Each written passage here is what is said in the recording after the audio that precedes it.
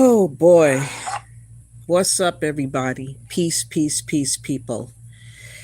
Man, oh man, oh man. Yesterday was a very, very informative live that the Black Authority did, and I have got to share some of what he exposed with receipts as to why we as Indigenous Black Americans should not feel bad at all about what is going on with anything at this point in time.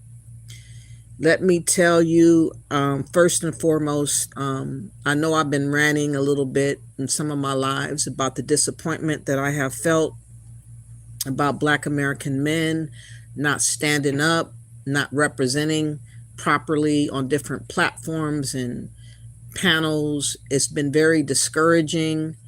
It's been very embarrassing.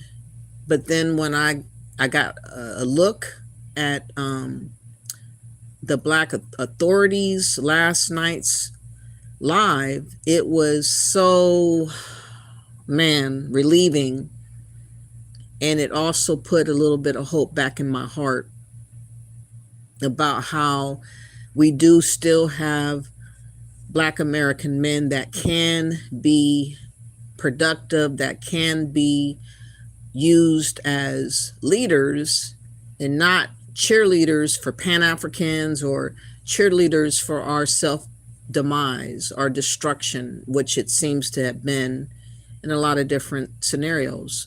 So this live, I hope, will open up a lot of people's their mind, because a lot of times when I go live, videos that I have done before, all this stuff that has been in our face, I have said things that did not have a lot of support because people thought that I was just making stuff up, or I was just stretching the truth, or I'm just a hater and all this type of talk.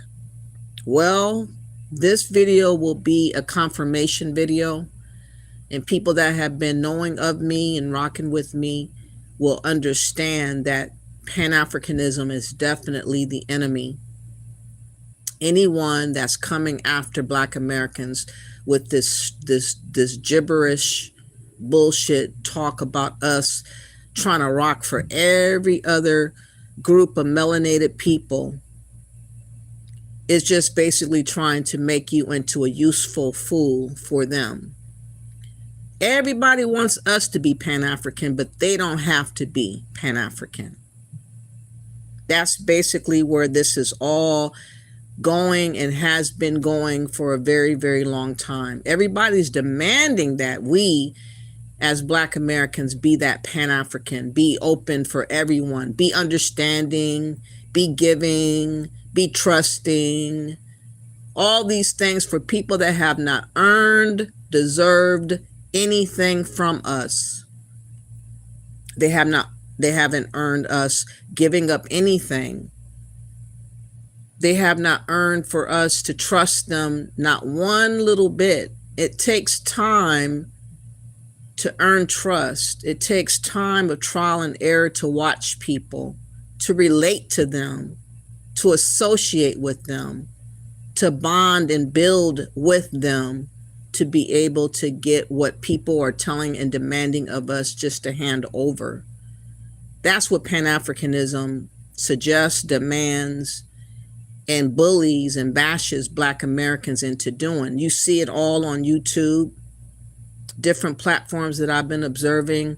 It's just been a whole host of men crying and screaming to the mountains about, we all Black, we all should be there for everybody. It's just like they are stricken with some type of disease to make them to believe that everybody that is Black or considered Black has our best interests at heart, when it proves time and time and time again, not one of them care about us. They want to keep us where we've been. They want us to be the scapegoat. They want us to be the fall guy. They want us to be the sacrificial lamb. They want to acquire everything that we have acquired, and then they want to move past us. That's the true nature of immigrants that come to America. And I'm not, just saying it. This video is going to prove it without a shadow of a doubt. And it's going to be exposed by how the Somalians have been moving in America. I didn't know the history of the Somalians. I knew that they came over in the 90s, but I didn't keep up with their plight, their fight, or anything, because they're very quiet about how they move. But boy, oh boy, what they've been doing and how they've been moving, now it's been exposed, and the Black Authority has definitely showcased it. So I'm going to share that in the video. Shout out to him. Please subscribe to his channel. And all the videos that I show is going to be under the Copyright Act of 1976 for fair use, for information, for education, for everything. It's allowable to be under that fair use, not meaning to impose, but to inform, enlighten, and hopefully break free our minds of being stupefied for all other groups of people. Everybody expects us to be used and abused like a hoe. And this video is going to break free the chains of the brain for those that have been submitted to be dumbed down. What's up, Pinky? Thank you for being here. I really appreciate seeing you. And you said, Black Americans, what is happening with the Africans is not your business. Exactly. How are you doing, Enlu? Thank you for being here. How are you doing, Maria? Thank you for being here. How are you doing, Mobile? How are you doing? Again, I don't mean to offend anyone that's listening that is an immigrant. I really am not. But I'm coming from the standpoint that I am an American first. And we as Americans have our own standpoint and thought process when it comes to how we look at America and how we want to preserve the sovereignty of America. Immigrants don't have that problem. They want to take advantage of what the opportunities have for them. If America was to fall today, they all have the opportunities to go back home and go where they left off at with their history and with their life and their culture and everything. Black Americans are the only ones that if America fails, everything that we have built, everything that we have toiled over will go down the drain, and we will be without nothing. We don't have a secondary home. As much as many people would like us to believe that Africa is our home, that's bullshit. We don't have a country over there. We don't have anything connected to Africa. Pan-Africanism is the delusion that's being spun to us for us to believe these things that are not real. Okay, you said only people that will be offended bear the ones who came here illegally or begging. Exactly. So let me first, before I get going with the Black Authority live stream, I found this video very interesting that I found earlier today. A lot of Somalians are coming out of the woodwork speaking their so-called truth about what they deem we to know about their rights and their so-called dominance over being an American and being in America and having authority over here. I want you to listen to this younger Somalian, and he is dead serious about what he's saying right here. They really have this deep-rooted, seated belief system that they are superior, that they are chosen people, and that they have deserved or earned the right to claim America. Listen to this. My biggest fear in life is that this man may never witness our full takeover. Yes, he may never witness that. He already witnessed our partial takeover, our little success in America. And he is the reason, actually, I know that the community in America is thriving. He is how I know. It's like, he's how we measure our progress. If he doesn't tweet, somebody messed up. I know it. Somebody fucked up the plan. If he tweet, I know. I know. We're doing the right things. Yes, that's how I know. So, he's old and sick, I know. He may not witness our full takeover, but I promise you that his sons will witness. Just like him, we came to exist in this country. See? The land of free men, the land of opportunities. And we're here. Yes. And we're not leaving, actually. We're not going back. What do you mean go back? You should go back first. You see, if you come first, you go first. See? Just like you. Tell me how you own this land. Explain to the world how this land became your land. Tell the world. As expected. First of all, that's the issue right there. Why in God's green earth does he believe that any American has to explain anything to him? They got the game all fucked up. They come over here and they think that we should bow down and explain something to them on something they have not earned. By the grace of this government and God, they saw fit to bring them over here in the 90s, the early 90s.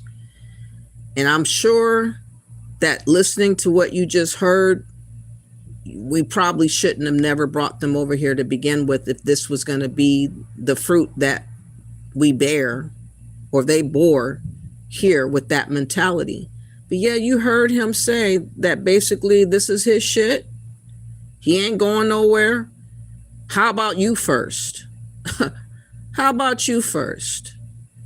So that is the mindset of many immigrants that are here. That's why we hear too often the disdain from these immigrants coming towards Black Americans, because they don't want us to ever bring our heads up high.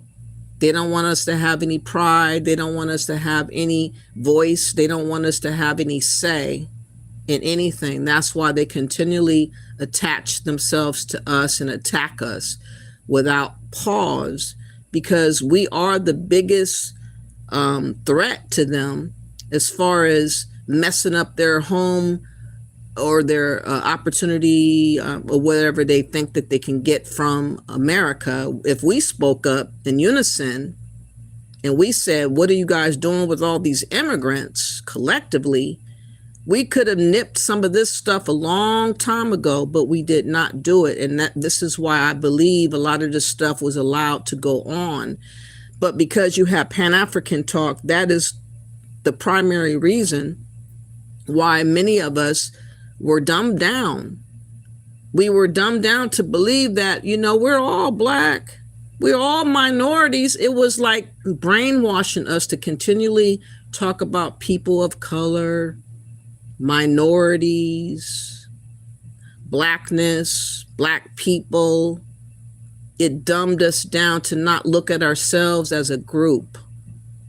It dumbed us down to include everyone at the same time as looking at ourselves, which basically cancels yourself out and it puts them ahead of you. That's why they kept us fogged in the mind and stupid for all this time. And now in 2025, we have been given the opportunity to know the truth. So I'm not going to start at the very, very beginning of the Black Authority. I'm going to get to the part where he explains a little bit before he goes into his receipts. But I really want you to hear the buildup of Black authority, and I really appreciated him for doing this live. This live that he did should have been over 1 million. I wish it would get over 1 million. It's almost 50,000, but not quite. But let's get to this, and this is gonna get good. And then you're just pathetic, dude, with that spray-on beard you got, that beard BBL he got. So it's just ridiculous. Minnesota is home to a large Somali population, which has historically voted Democrat. But we're hearing more and more. There are many reports about them supporting your candidacy this time around. But why should they? Because they want safety, they want security. In many ways, they have the worst crime numbers in terms of crimes against, and they want to be safe. They want security just like everybody else. And I've heard that. I've heard I'm doing very well in that community.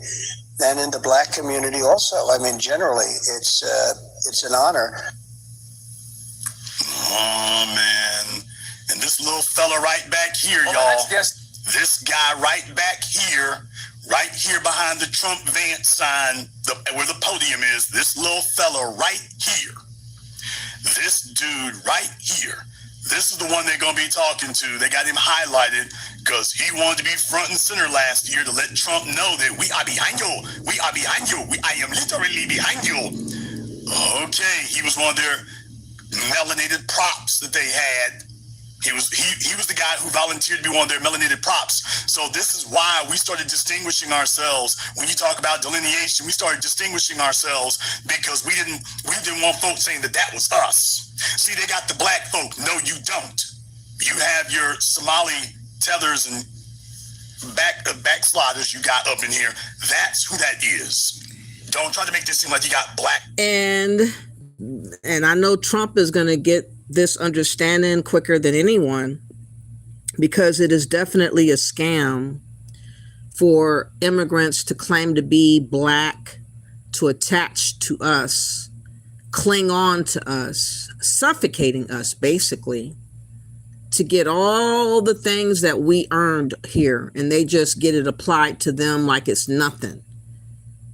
You know, we should have been separated from immigrants, and they should have got their own set of whatever the government was seeing fit for them to have, and they should have given us our own resources, our own grants, our own scholarships. All these things should have been separated out of the gate. But the trick was to include everybody so that we would miss out of the opportunities that were given over to the immigrants instead of us, while embracing this so-called people of color and minority coalition, all this other nonsense that was given to us while they reaped the benefits. And now we see the truth, and we have got to fight back from that rhetoric and let it be that these people are separate from us, and everything moving forward, we should make sure that they indeed keep it separate. I think that Trump is very good in this time and age, the only person that would and could help us out with delineating. He is showcasing all the frauds that have been going on with the immigrant groups. He's been showing the hustles that they have been able to get over on us. And because he's rolling back all the immigrant rights or immigrant advancements, now it's going to make it easier for us to be able to see who is who and not be confused by, again, that black term. Everyone's black. Everybody wants to cling on to being black and trying to hold us down to that standard of thought. And we got to talk like we are American. That should be the only thing that Black Americans go by. We're not talking about blackness no more. We're talking about who is American and who is not American. Let's go. Support? No, you got flunky support. That's who you got. Is a Somali American, specifically one of those Somali American Republicans you see there on the right side of the screen, who gave their support to the president. He was at this July 2024 rally in St. Cloud, Minnesota. You can see him at this event with Minnesota Somali leaders giving their endorsement in November. Oh, shucky ducky. Oh, he got on his Trump Easy the Block Captain hat. Oh, he is the Trump Force Captain. Boy, I'm telling you this. Oh, this is like a high schooler dressed up for Halloween, y'all. Oh, this is like a high schooler for Halloween. Do y'all see that right there? He is not just a supporter. He is a captain. He's got rank. This is just how invested they are in Trump. I didn't say were, I said are. Oh, he like, I got rank. I lord over you niggas. You do not understand. I have rank and recognition with Mr. Trump. I was on stage with Mr. Trump. Mr. Trump knows us. We are on the inside. We are on the inside. We worked hard. We worked hard. Okay, let's see how that works out for you. Easy the blockhead. Of last year, right before the election. Salman Fiki is with us now. He's a business owner and a former GOP candidate for the Minnesota State House. Salman, thank you for being with me. Quote, we're going to go the wrong way if we keep taking in garbage. The president was talking about Somali immigrants. You are Somali American. What's your reaction to what you heard from the president this week? Oh, I'm sure he's all busted up over it. Well, it was very dehumanizing and it's very unprecedented coming from the commander-in-chief of the United States. But he's been saying this stuff the whole time. This isn't new. And you knew this. So what was your real motive? We're going to skip ahead just a little bit here because I want you all to hear this next part. It's not acceptable by any means. You posted on social media, I, Salman Fiki, am formally announcing that I'm ending all collaboration with the Republican Party. What? Really? Because a year ago, you was 10 toes down. Now I am ending all affiliation? Grand opening, grand closing. Damn, that was quick. Last year, you was repping the Republican set. You were getting the Republican elephant tattoo on your butt cheeks. A year later, he's not just done with Trump. He's like, damn Trump and the Republicans. Damn you and the elephant you rode in on.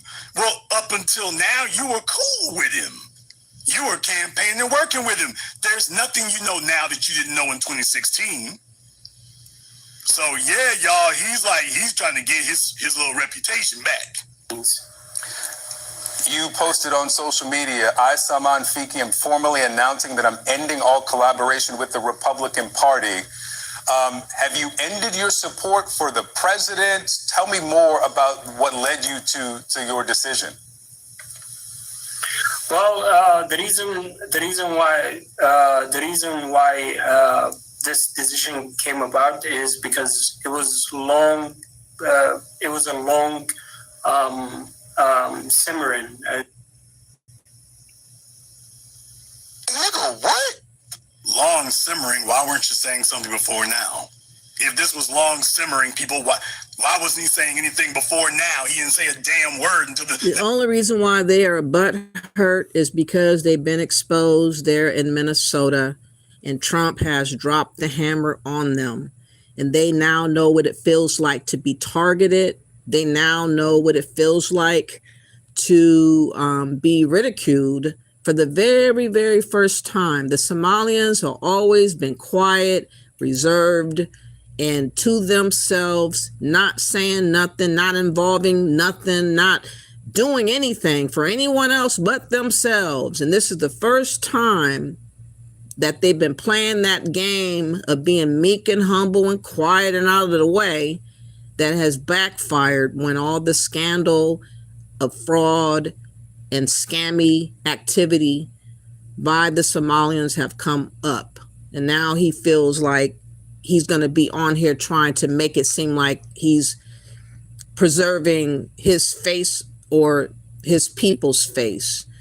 I mean, you could talk meek and humble as you want, but the truth is the truth. And you were getting over on the system working with the white supremacists, working against the Black Americans, and only working for yourself.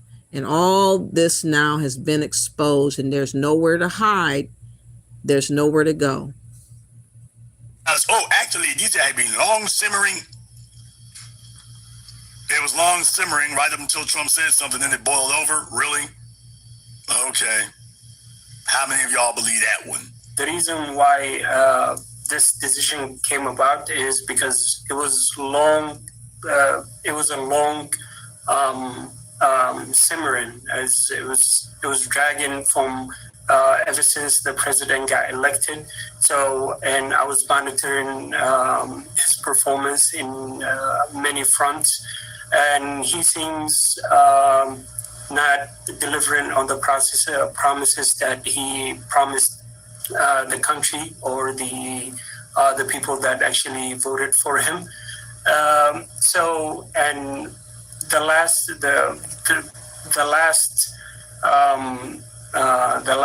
that broke the camel back was when he called Somali community as a garbage. Okay, and I'm sure you took great offense at breaking camels' backs because, that is, a very prized animal. So, yeah, so Trump broke the camel's back and insulted y'all. So it's just, Trump is double offending. He's a double offender. So, but the point is, folks, you see, he was okay with this right up until, he was okay with Trump right up until Trump started hitting at them. Now he's upset. Now he's unhappy. Now he's offended. Trump talking about us. Oh, well, you guys, he is right. You are animals. You are animals. Okay. And these are new folk, people. These are not people who grew up in America. These are damn newcomers. The newcomers they're choosing, just understand, they went to the coon side of Somalia and grabbed up a bunch of them and said, okay, come on over here. So this is what they're bringing over here and telling you and me that they grabbed the best and brightest. Now, folks, I want you to understand something here. I'm going to stop where I'm at right now for a reason. Don't worry. It's hard to forget that face. So keep that face in mind because we're going to come back to him there. We're going to be coming back to the Trump force captain. I wouldn't want him to feel like he has been forgotten or disregarded. I've got so much to play here. I have got so much to play. And as a matter of fact here, while I'm at it, why don't we just go ahead and go back here? This is, well, I'll be damned. This is old Solomon here from last year. He was talking to Alpha News. Well, why don't we find out, what he was on back then? Back when he figured he could say things and whatnot. Okay, well, let's talk to him and find out what his rationale was for some of what he was saying, because obviously if he was a newcomer, he didn't know anything about American politics, right? Well, Jason, you're too hard on him. He was a newcomer. He didn't really know. His people back in the village didn't really know anything about the Republicans or racism or anything like that. And certainly not something as small as the Republicans or racist party. He didn't know any of that, Jason. They just stayed to themselves in their neighborhoods, and they just don't know about the nuances of American politics like you foundationals do. Right?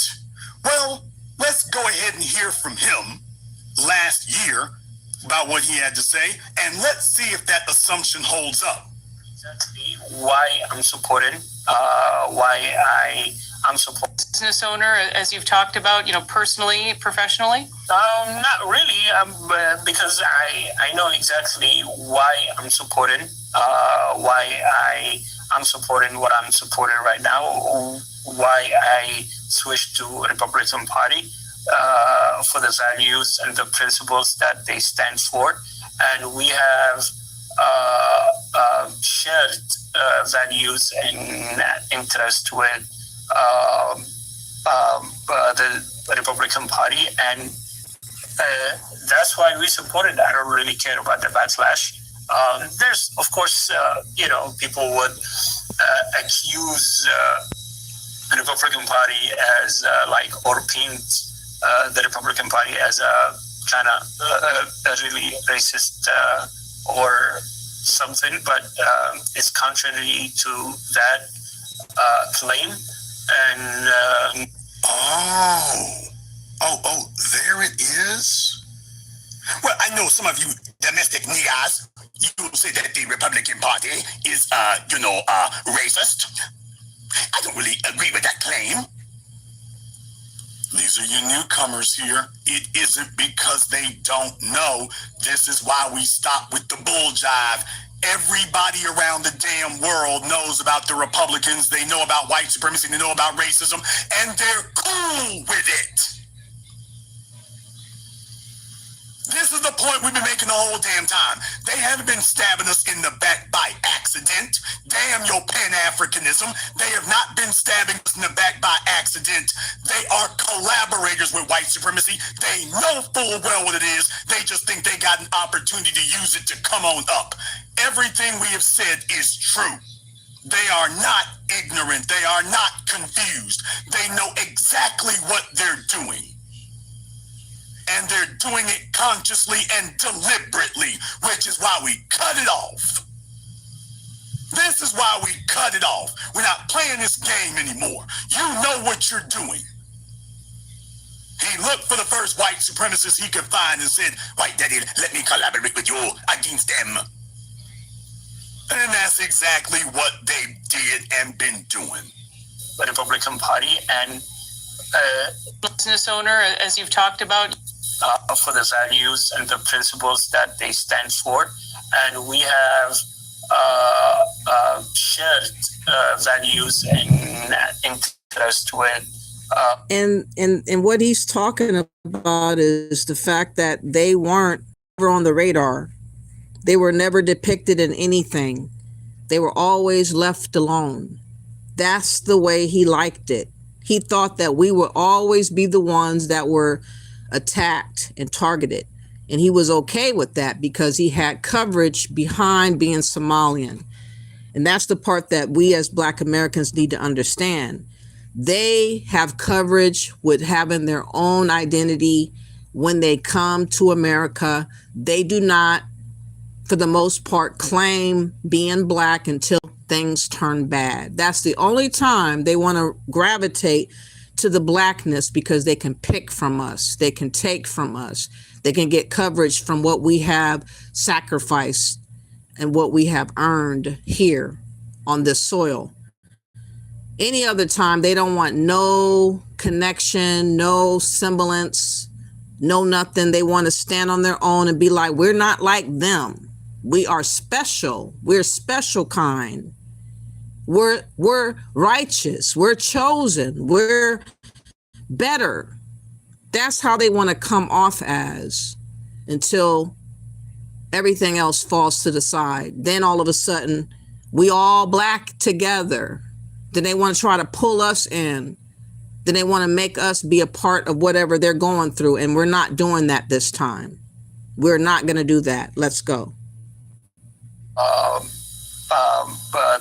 The Republican Party, and that's why we supported that. I don't really care about the backlash. There's, of course, people would accuse the Republican Party as or paint the Republican Party as a kind of a really racist or something, but it's contrary to that claim, and it's very welcoming.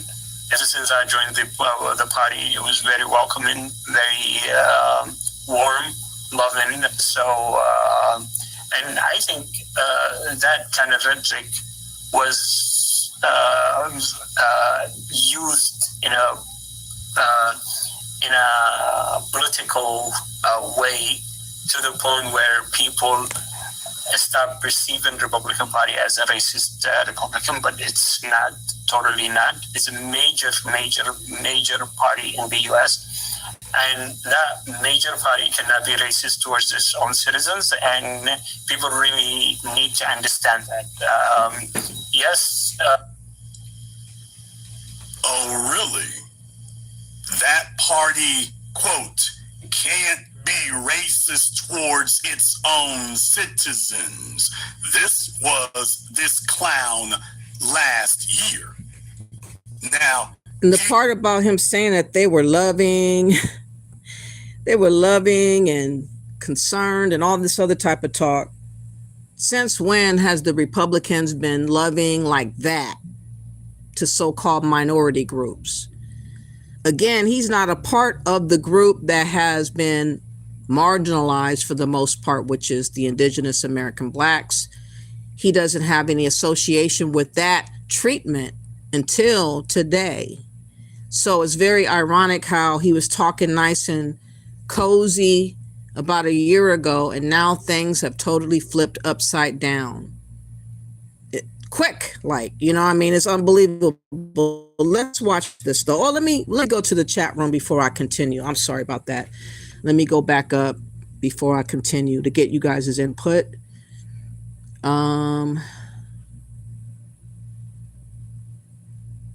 Okay, only people that will be offended bear the ones who come here illegally or begging. These immigrants aren't minorities, Pinky says. They come from countries where they are the majority and shouldn't be treated as a minority in America. Exactly, that's what I'm saying. And Pinky says, Trump, thank you for cleaning up America. I really appreciate it, to be honest. I really appreciate it because we were being overwhelmed. We were being flooded. We were being ignored. We were being bypassed and we were being replaced. And Trump is stopping all of that. I cannot fault him for doing what's right for Americans. And that is the whole point of who I am and what this channel is about. I'm definitely for Americans first. I cannot be about everybody else in the world first and then think about myself last. That's not what we're doing over here. Pinky also says Democrats started that people of color-ish to give immigrants set-asides that were for Americans. That's exactly what they did. And that's why we know that the Democrats are definitely not on our side. They are definitely our enemies, our arch enemies, and we should really stop voting for them. Sheena says, no, not on this channel. I am on the other one. Okay, I'm sorry about that. I read that wrong thing. Okay. All right. You said they're on the inside of their way out. Exactly. I want these big forehead Somalians out of here. Sheena says, yeah, man, I'm not going to miss them. There won't be nothing to miss. If they all were collectively told to go back, what would we lose? What would we lose? Think about that, Black Americans. What have they contributed to anything pertaining to our situation? Nothing. So we wouldn't miss not one thing about them if they all were rounded up and told to go back to Somalia. Not one thing would we miss. They did not contribute to our music, to our food, to us having relations with them, friendships with them, going to church together, politically, monetarily wise. I mean, nothing. We have not gained or bonded with these people not one time since they've been over here. And that is their fault. They thought that they were special and they wanted to treat themselves as such. And they thought that that was the way to go to get all the things that they got and then some. And they never thought that people would ever look to them because they always had us to go and scapegoat on. They always had us lined up as the fall guy. Look at those Black Americans. Look at the ghettos. Look at the projects. Look at this. Oh, they're all on welfare. Oh, they're the ones that's on EBT. We were the poster child of all of that. But come to find out, 88% in Minnesota is on welfare and EBT. 88%. Think about that. 88%. But we're the poster child. Pinky also says, I seen a news report. One Somalian man who was arrested in the scam put a down payment of $900,000 on a mansion. Wow. Then they got the balls and the arrogance to do all of that, knowing damn well that they were stealing from the government. But they just thought they had it made. They thought that they were liked. They thought that they were exempt. They thought they were untouchable. And now we're seeing their flaws of thinking, and this is why they need to be dealt with. Sheena says the big forehead people, oh God, said they are not going anywhere. They are saying Minnesota was promised to them 3,000 years ago. Yes, I heard that ridiculousness a couple of days ago. I couldn't believe it. They really are putting themselves as being chosen. They're likening themselves as being like of the Bible, chosen people, and all these types of things. They have really made a big make-believe in their brains about themselves, and now they're falling down to earth. Thank God for Trump. Pinky says, how did that happen? They can't explain that. Exactly. Trump is doing exactly what he said he would do. That's exactly what he said. I don't know why people are shocked and in awe about what he's doing. He warned y'all for like 10 months or so before he came into office. He gave a fair warning that this was going to be the biggest deportation and that he was going to clean up the swamp. I remember what he said, and I believed what he said, and he's doing exactly what he said. So, hey, what can I say? And you said, Pinky says, and you people are garbage, migrate to another company or country rather, and 88% of you are on welfare. Exactly. But they want to talk shit about us. They want to put the spotlight on the Black community, the Black American community, because they are exempt from that community because they call themselves Somalians that are not Black. They outright said forever that they weren't Black until all this hit the fan. Then all of a sudden, we the blackest immigrant group in the country. Let them tell it. Sheena says exactly, Pinky. They came here just to be a public charge. They don't contribute anything. Exactly. Pinky says ICE is projecting to arrest at least 5,000 of them over the next 2 months. Good riddance. I don't have no sympathy to give. I really don't. I can't give nothing that they didn't put into us to have.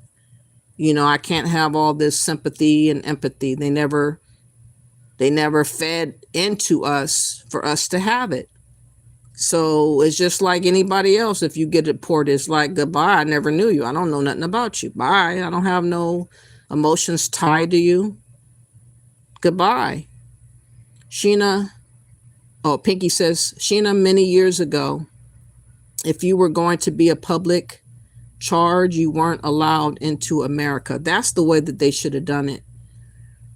Sheena says, right, Pinky, I used to work for the welfare office. Receiving aid impacted their immigration status. Biden must have reversed it. I think Trump brought the rule back. I mean, I think that's the way it should be. But the reason why the Democrats are reversing it or allowing it, because they are thinking about the vote. They're thinking about keeping their power in office, keeping the Democrats in control. That's all that they're obsessing over. They don't care how they get there. They'll use any means necessary. And they were using the immigrants and the illegals to accomplish their goal. And the only one that disrupted what they were trying to do is Trump. So how can I fault the last man standing to block them from doing what they were trying to do? I can't. I cannot. Pinky says, can you imagine if 88% of our people were on welfare? Exactly. Would never hear the end of it. Sheena says, these big head people think we are jealous of their success. They are scammers. Nothing was earned honestly. Exactly. I never even thought about them. Sheena, I never even considered them. This is the only time that they've ever been brought up out of the whole time that I've been knowing of them being in America. So I ain't never thought about them one time to be jealous. all the only person that we ever heard running around was this Ilhan Omar chick, and I never liked her personally. I just felt like something was off with her, and now we know. Pinky says they have no success. If 88% of them are on welfare, I hope this administration deports all on welfare. I wouldn't bat an eye, to be honest, because they got more than enough money. I'm sure that they have hidden overseas, tucked away. They'll be all right. They can go to Kenya or some other place in Africa or some other place around the world with their millions of dollars that they tucked away and start all over again over there. I'm not going to bat an eye or cry at all. Trust me. Sheena says deport their children as well. They were on TPS status. Their children should not have birthright citizenship. I think so too. I didn't even know for the longest time, Sheena, that the birthright citizenship was bastardized like it has been. And I'm so glad that Trump is now putting a halt to it. Too many people are over here undeserving of being called American. I get offended when these immigrants are running around talking about we American too. The fuck are you talking about? Sheena says nothing but they will lose their welfare benefits. Pinky says Somalians are just financial vampires. Exactly. The white ruling class caused this problem. I am eating my popcorn and watching the show. They were brought here to undermine us. Now they are trying to take over. Exactly. And they're not even shy about it. Yeah, they saying anyone speaking against them is anti-Somalian, whatever. I don't care. And they're trying to copy anti-Semitism. They're trying to mimic the Jewish people. They're trying to act like they're on the level of that. They're trying to take that and run with it. And we're not going to give any credence to none of that mess. Nuh-uh. No, we don't think about those big forehead inbreds. No, we don't. We actually do not ever think of Somalians until now. Now that we see what they've been up to, I'm paying attention. I want to expose what the Black Authority exposed, and you guys are going to be shocked if you did not see that live last night. What he's about to reveal, you're going to be floored. Sheena says, I didn't know either. The Supreme Court is supposed to rule on it. Yeah, I heard like June or July. It's going to be a ruling on it. And Pinky says, I'm anti-Somalian. Okay.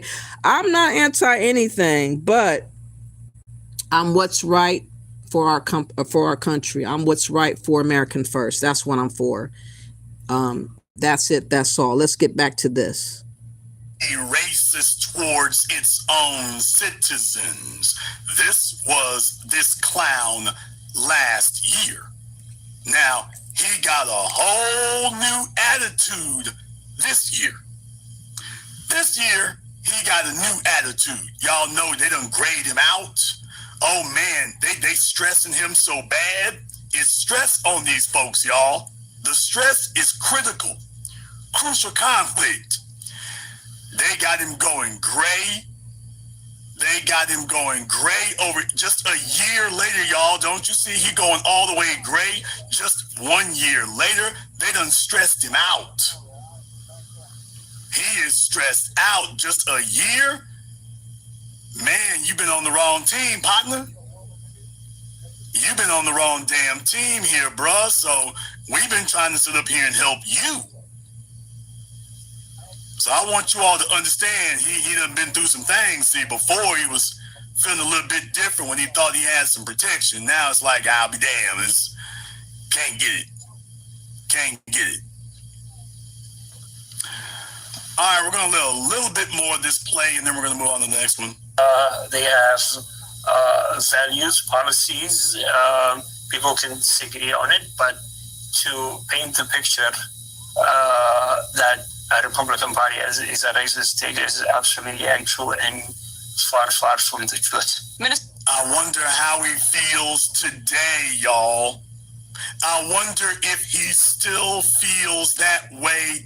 Do y'all think he still feels the same way today? Do you all think he stands by those words today? Do y'all think he feels the same way about the welcoming the welcoming non-racist Republican Party that welcomed him so much. You think he still feels the same way today? Asking for a friend. Yeah, man. Folks, I got so many clips here tonight. I've got so many of them to come over, and we're going to come back to them. We're going to come back to him, but he's not the only one. Let's go ahead and give you all a reminder here. I want to give you a reminder. I think we actually dealt with this one before, but this is a refresher on it here, because I want to remind you all that the Somalis was stomping hard for Trump, man. They were stomping for him hard. We no longer hold truth to be sacred in this country. We have a media landscape where truth is now falsehood and falsehood is now truth. And I am not down with that. So for me, I'm going to continue to advocate. I am not down. I cannot get jiggy with that. Okay. With that. So for me, I'm now truth. And I am not down with that. I cannot get jiggy with that. So for me, I'm going to continue to advocate for those who are sad, saying that I'm abandoning my party. Guess what? I did not abandon my party. My party abandoned me, and I'm not going to be party to that. And we're going to organize in this last couple of days to change the direction of this country. Oh, I'm so glad we have the internet today. I'm so glad. No, he's not Tory Lanez. He's Tory Lame. No, he's not Tory Lanez. He's Tory Lame.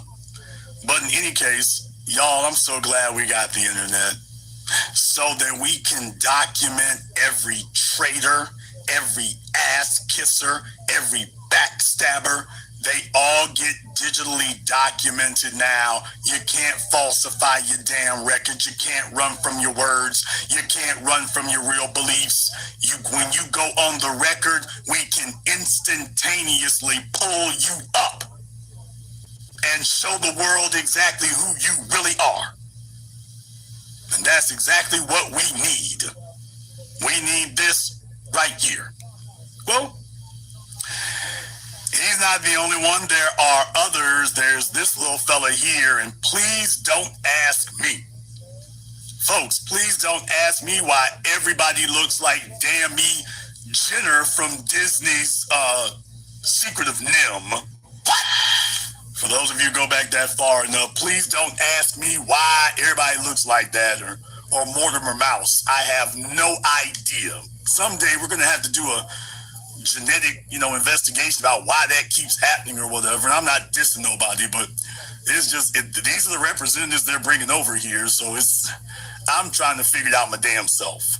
All right. Well, this also was another person from November of last year. Oh, he done put the hat on and every damn thing else, looking like a Somalian pimp. So, yeah. Let's hear what he got to say. And the reason why is because he's a fighter. That's it. We like. And the reason why is because he's a fighter. That's it. We like fighters. More importantly, what he said was the reason why he supports Trump is because Trump is a fighter and we like fighters. So that was the part that was missing. I had it in another video, but we're going to go ahead and go here. And the reason why is because he's a fighter. That's it. We like fighters. More importantly, the left left us. They left us. 33% of our kids at third grade cannot read at grade level. We went from the 6th to what? 19 now. In Minnesota in education. We're failing in every standard. Okay, well, he said that these are their kids. Okay, so I thought you were saying that this was us. Now, so the internet can't lie forever, people. If you just go and investigate a little bit, all this nonsense and model minority and all this garbage, it's lies, people. It's lies. It's always been a damn lie. They were just hoping that nobody would confront them and fight and argue against it. It's a lie. It's always been a lie. It's a lie today. It's going to be a lie tomorrow and next year. It always is. He's going to talk about education. He's going to talk about finances and money and the economy. Yeah, you can't blame us for that right there. Oh, so it's not uni guys. This is reality. The model minority thing isn't just a myth. It's a lie. 33% of our kids at third grade cannot read at grade level. We went from the 6th to what? 19 now. In Minnesota in education. We're failing in every standard. 8th graders, 60% cannot do math at grade level. These are our kids. We talk about economic conditions here. Our conditions is horrible. We can't afford anything as working class and middle class people. Now, okay, I thought the immigrants were knocking it out the park. I thought the immigrants were killing the game.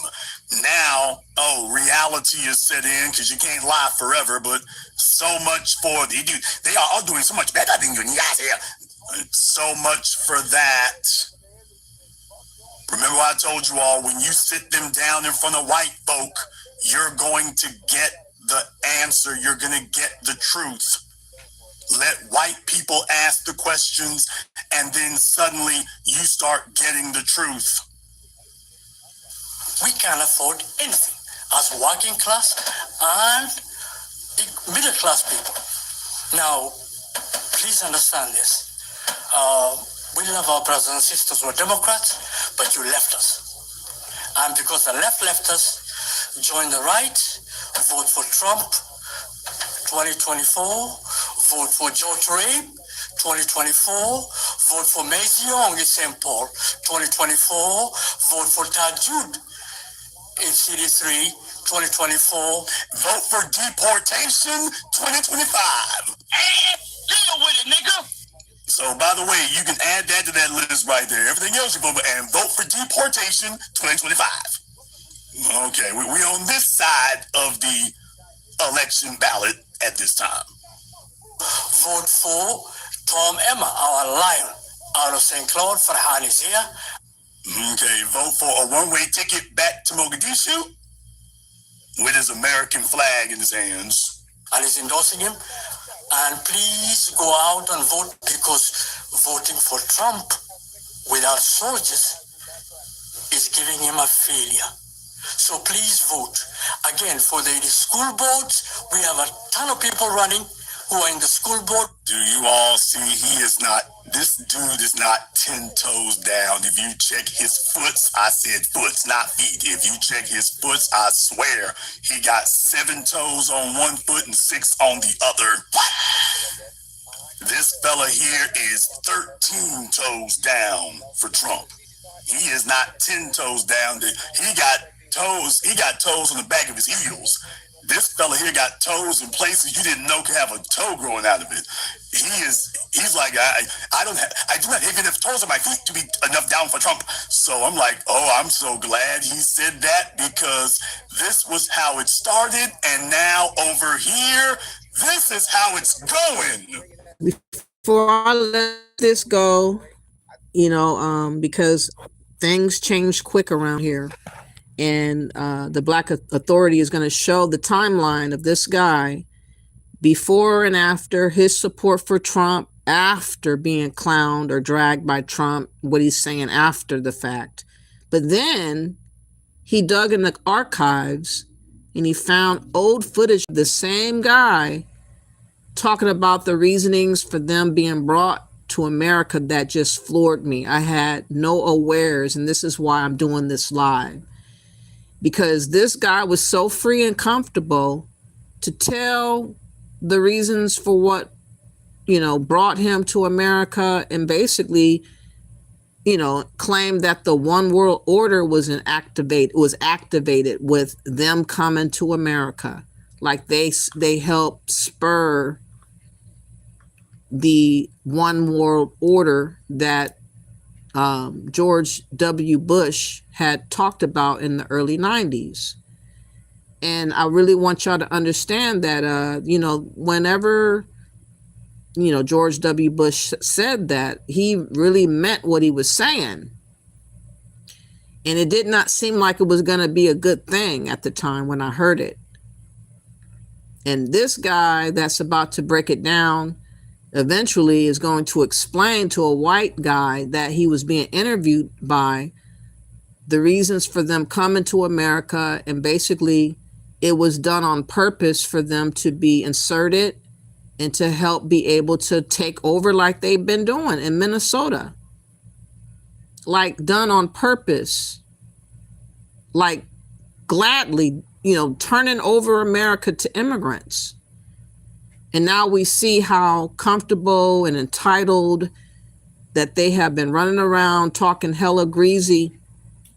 And I really want y'all to understand the gravity of what it really means to have all these immigrants over here. It is definitely not meant to be a blessing for Americans, not at all. Not for the indigenous Americans. It's not meant to be a blessing. To be replaced by them, no. It's not a blessing. To be in competition with them, no. It's not a blessing. For them to get over your head and take from you that's supposed to belong to Americans, and it somehow benefits and other things that should be given to American people, like vets, homeless people, Americans, period, somehow are being bypassed on purpose and is given to the immigrants and the illegals. And it's been done by these Democrats, but it started with George W. Bush. That's what I want you guys to keep in mind. Let me see what you guys are saying before I continue. Yes, he definitely got his African wake-up call, that's for sure. And Pinky says, you like fighters, but don't like fighting for your country. Exactly. Sheena says, Pinky, the only fighting they will do is for Minnesota. They are sick in the head. Yes, exactly. Pinky says, we Americans can't afford anything because you foreigners are here stealing and driving wages down. Exactly. These people should not be allowed in our politics or be able to vote. Yeah, it should be a lot harder than what it is. That's for sure. Pinky says exactly what I've been saying for years. They're ruining America with third world thinking. Exactly. Trump is stopping America from looking like some European cities. I hope he does what he needs to do. Like I said, I'm behind Trump. I don't give a damn about all this talk about racists and all this other mess. Again, America has the right to survive. It has the right to have sovereignty. It does not have the right to be given over to foreign people coming up over here. I'm sorry. I do not believe or buy in that mindset of thinking. These immigrants are trying to make us feel bad about not wanting them to take over. It's truly ridiculous. But let's get back to this because it's about to get very, very important. And now over here, this is how it's going. Right now, Mr. President. what would you say to the president if you were standing here right now? Mr. President, we campaign for you. We have hope in you. We see hope in you. Please differentiate between good, bad, and evil. That's a Somali immigrant who voted for President Trump in 2024, but now Trump is demonized. So you heard what he said here? See hope in you. Please differentiate between good, bad, and evil. Please differentiate between good, bad, and evil. And I'm so glad you said that, dude, because we're way ahead of you. We've been differentiating between the bad and evil, and all we see right now is bad and evil been stabbing us in the back for decades. So glad you said that, partner. We're way ahead of you. Hope in you. Please differentiate between good, bad, and evil. That's a Somali immigrant who voted for President Trump in 2024, but now Trump is demonizing Somalis in America, specifically here in Minnesota. I don't want them in our country, I'll be honest with you. Okay? Somebody say, oh, that's not politically correct. I don't care. I don't want them in our country. We're going to go the wrong way if we keep taking in garbage into our country. I got 5 children. My children are no garbage. I campaigned for the president in 2024. He got 5 children. I want y'all to understand that now. This American government has parked an abortion clinic in every historic black neighborhood in America. This evil, wicked, diabolical, satanic government has parked an abortion clinic in every historical black neighborhood in America. But for these new folk, they can have NBA basketball player kid numbers. They can have Elon Musk children's numbers. This is what they do here. So just peep how they treat these other folk. If this is so important, why are they not encouraging the Somalis? You know, an abortion would sure make things easier. I mean, you said you got tough economic times. How you gonna take care of all them kids? So yeah, there's a whole different way they talk that these other folk get down. They get treated a whole different way. I got 5 children. My children are no garbage. I campaigned for the president in 2024. I actually went out and we reached 50 million. Now just think about that. This guy has 5 kids, 5 children. He probably is on welfare or something like that, or at least being sponsored by all the scams that's been going on, one or the other. At one time, AIN Omar did speak up, and one of those times was about pro-abortion rights. She was down for pro-abortion rights at one time. I'm trying to see if I can find it now. I hope I can. But yeah, she did this before. She was for pro-abortion, but they don't believe in pro-abortion for their kids. No. They don't believe in none of that. Not one iota. Let me see if I can find her again.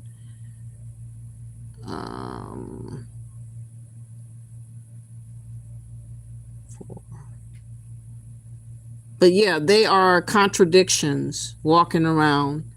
They would never be down for abortion pertaining to them, but definitely down for us having abortions. She would definitely be down for that type of thinking. Where did this, where is it?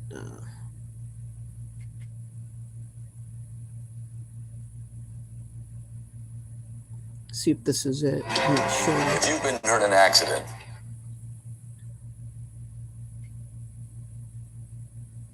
news on CBS News Minnesota. Right now, we're monitoring some breaking news. Minnesota Representative Ilhan Omar was one of multiple members of Congress arrested at a protest at the U.S. Supreme Court today. The group was protesting in support of abortion rights earlier today. The arrests were made after the demonstrators were seen blocking an intersection. U.S. Capitol Police tweeted that they gave 3 warnings to demonstrators for blocking traffic, which is illegal. We will continue to follow this story and have the latest updates here on CBS News Minnesota.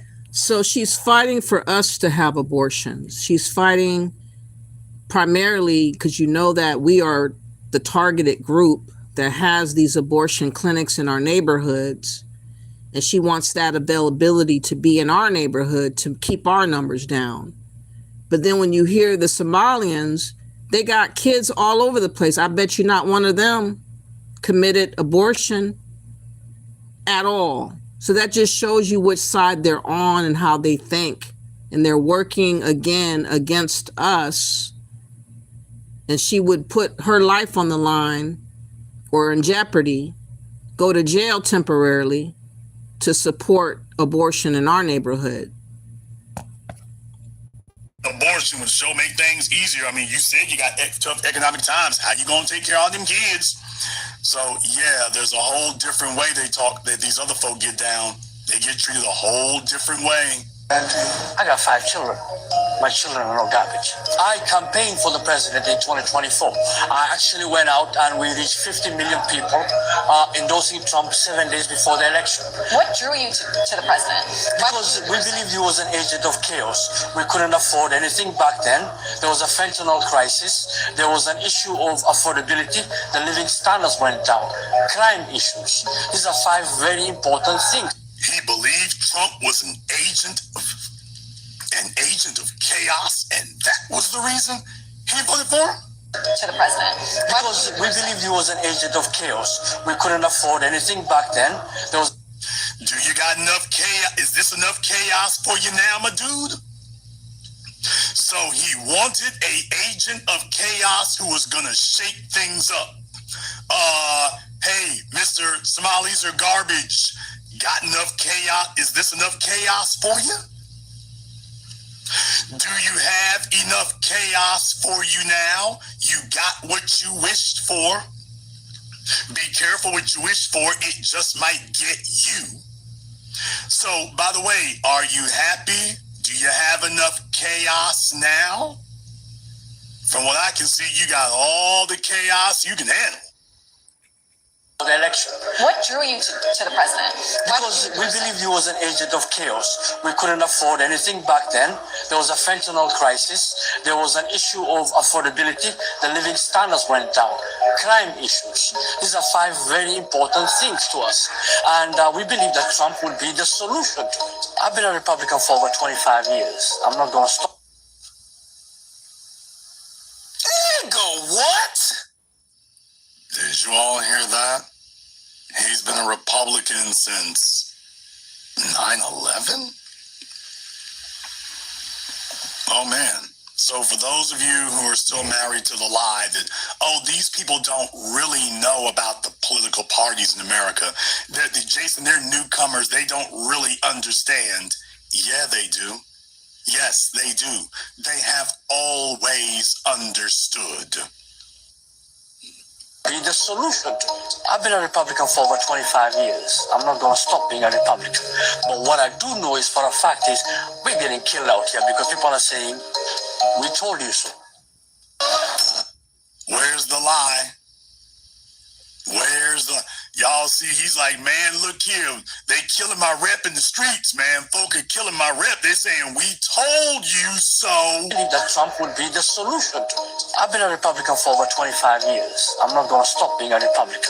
But what I do know is for a fact is we're getting killed out here because people are saying, we told you so.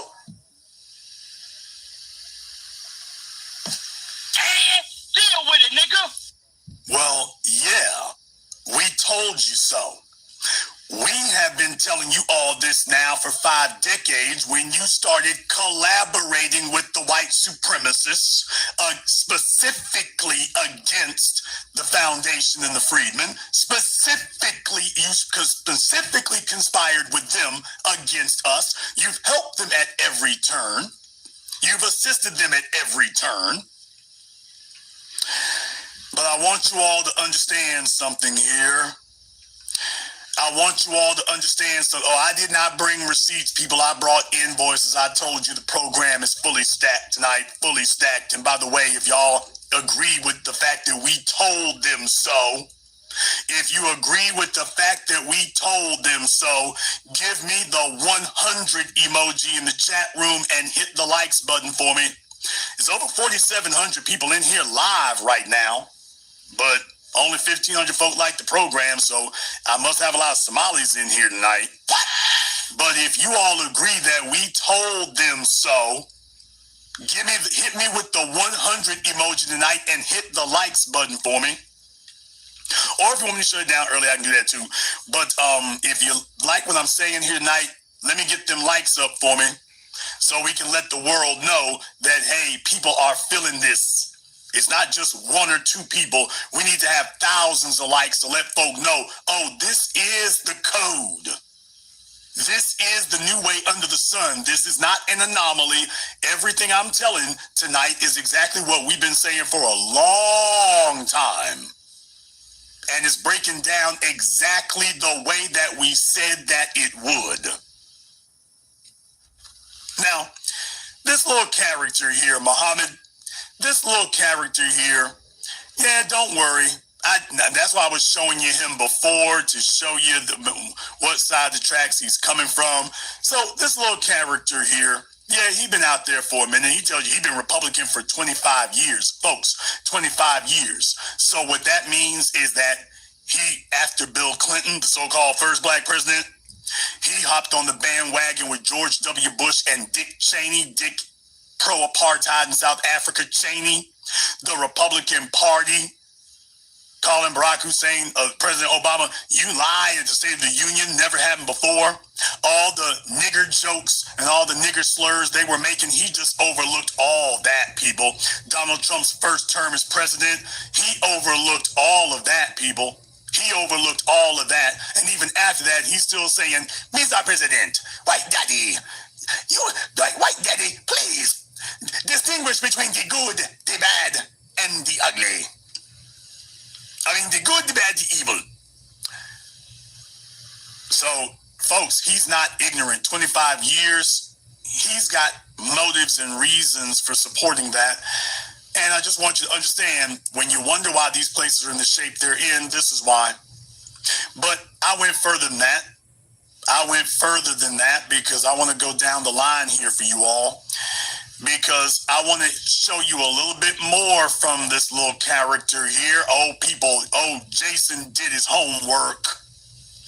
I did my homework. And folks not liking the... This portion of the video is why I'm doing this live. This is the same guy that basically been rocking with the Republicans for 25 years. He admitted to it. And he's going to explain why and how the Somalians ended up getting here and what their role was when getting here. And again, it's just mind-blowing what is about to be said. So if you guys could, please support and hit the like button. Please share and subscribe. I'm glad that I don't have to rant and talk a lot, because he did a very good job with showcasing what needs to be understood. And I like when men take the lead, so I can sit back and just, showcase what he's talking on, because it's so hard and few to find that the men are with the receipts and they're speaking with sense, and they have, leadership ability, and they're emotionally sound, and they're not ranting and talking out of the side of their ass and neck. It's so refreshing. And so I think that this is very essential for us to know how the manipulation and the hustle of the immigrants and how they play with our government to undermine us and for them to advance over us by using the government, and why they are never going to bond with us or ever do this so-called Pan-African thing. It is not on their agenda to do. They come here to replace us. They come here to take from us. They come here to leave us with absolutely nothing. That is their goal. No immigrant comes over here with our betterment of thinking in mind. They come to see what they can take and how they can advance and how they can get over. That's it. That's all. All the lies stop right here and now. So I might go ahead and cut it off here in just a minute. Let me go ahead and play these last two clips, and then we'll just go ahead and wrap it up, since folks don't like the program. I got a lot of Somalis listening tonight. I think we've got enough mileage out of that. But in any case, this is what he was saying. Now, he talked to a fellow named Professor Penn, fair use, sir. He had talked to the Professor Penn once, and then he came back, and now he talked to him again. I guess folks told him that you went too light. Professor Penn went too light on the first time, so he's back again. And they're talking about what is an American. And listen to what he explains about why Somalis have ended up in America in the numbers that they are. Anybody saying that these folks are ignorant or don't understand, or there's not a television in the village, or they don't have Google, so they don't really understand what the situation is, you're a fool or an idiot or a liar or all the above. They perfectly understand exactly what's going on. They just have a skullduggerous motive for doing it. Let's dig in, please.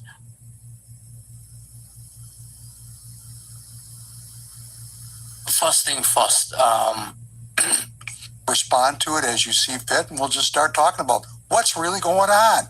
What is, is there fraud? Is there vote tampering? Is there an effort to Islamicize Minnesota and the United States of America? People are worried about this, so speak to it, just starting where you want to. Let's dig in. And I believe you can dig in. I believe he can dig into frozen pumpkin pie,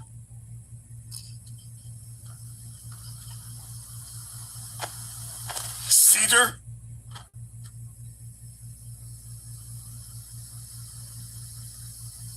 concrete, adamantium, vibranium,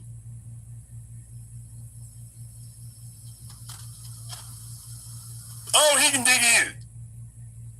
I believe that.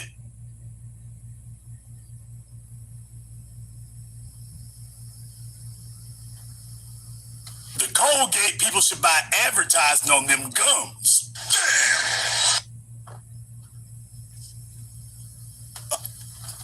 All right, folks, talking about I need to focus. All right, let me get back to it here. Please.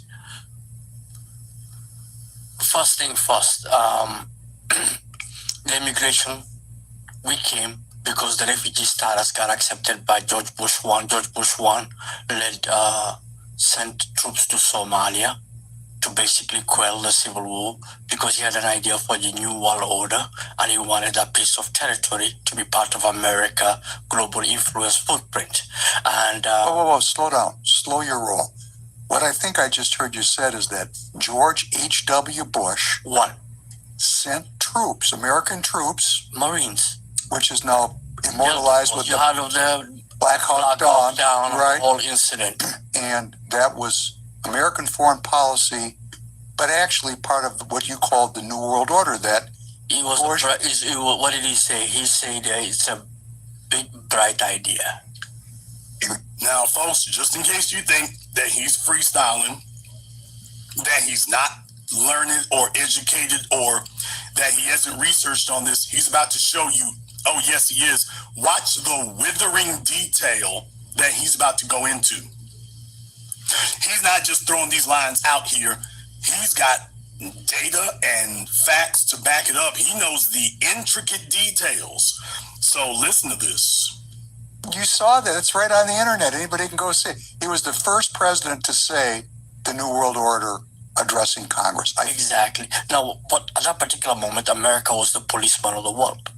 And you have to understand, the Soviet collapsed. The West Eastern Bloc, and there's no competition against America. America was dominant. Francis Fukuyama was writing about the death of history or the end of history. Yes. This is an amazing time. This is the zenith of American power. We went from being a multipolar world where the Soviet Bloc and the American Western Bloc to one unipolar world. And America called it a New World Order. Now, is there any jacket? Okay, y'all remember, I'm going to play the old clip of when George W. Bush said that one world order clip. Let me see if I can get it real quick. Just to refresh you guys' memory. And he's referencing when this speech was given by George W. Bush. I remember this and I was like, what the hell? I was young, very, very young, but I remember it. What is at stake is more than one small country. It is a big idea, a new world order, where diverse nations are drawn together in common cause to achieve the universal aspirations of mankind: peace and security, freedom, and the rule of law. So I say we must clean the house of white America of racism. Americans who are in the white majority should be proud to stand up and be heard denouncing the sort of racist rhetoric we heard on that tape, so loudly and clearly denouncing it that our black fellow citizens can hear us. White racism may be black people's burden, but it's white people's problem. We must clean our house. So just keep that in mind. But first, in particular, the George W. Bush One World Order, he's referencing that. And let's see what he has to say after he says this. And then we're going to get into a little bit of history about the Somalians, because I did catch an older video about the Somalian War in 1991 to give us a reminder of how Somalia was and still is not doing very well after all this time, clashing clans, running around unaliving one another. And they bring this mentality over here And they don't mind that we suffer and be without while they have everything. You know, just keep that in mind. But just listen a little bit more before I go into the history of Somalian. And I'm not meaning to be disrespectful and showing a video that's very graphic to just let y'all know beforehand. But I must show the truth so that we understand what we're up against and why we need to be about our own business instead of allowing us to be carried away with emotionalism and caring for people that will never ever care for you. This is what they're on. They don't give a damn about us. And I'm just saying that we should keep that same energy. We should never be having people's back that would turn around and stab you so quick in your back. We should not love on people that really would like to see our demise. That doesn't make any sense. And I have no hate for Somalians like that. I don't know anyone per se, but this spirit that they have on them that is about to be revealed right now, I want them to be the fuck away from us. I don't want them to have anything to do with us. I don't want them in leadership positions. I don't want them speaking for us. I do not want them speaking for us. They will not help us one iota. They will always ignore us. They will always bypass us and pretend like we don't even exist because all they can see is themselves. And we should be the same way moving forward because these are how the immigrants groups that come over here act like. Period.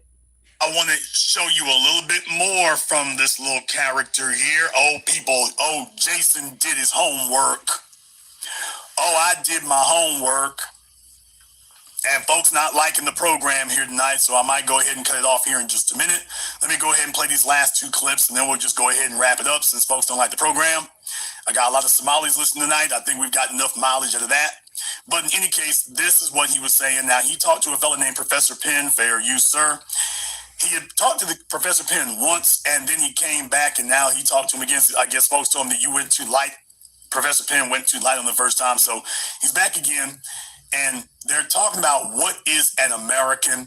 And listen to what he explains about why Somalis have ended up in America in the numbers that they are. Anybody saying that these folks are ignorant or don't understand, or there's not a television in the village, or they don't have Google, so they don't really understand what the situation is, you're a fool or an idiot or a liar or all the above. They perfectly understand exactly what's going on. They just have a skullduggerous motive for doing it. Let's dig in. Please.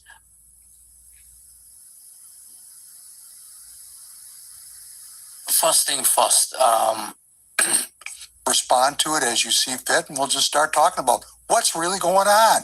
What is, is there fraud? Is there vote tampering? Is there an effort to Islamicize Minnesota and the United States of America? People are worried about this, so speak to it. Just starting where you want to. Let's dig in. And I believe you can dig in. I believe he can dig into frozen pumpkin pie.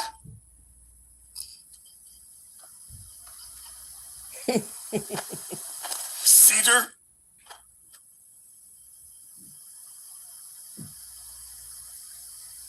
Concrete. Adamantium. Vibranium.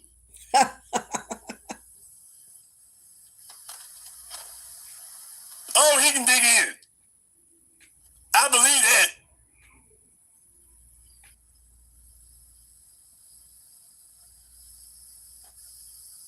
The Colgate people should buy advertising on them gums.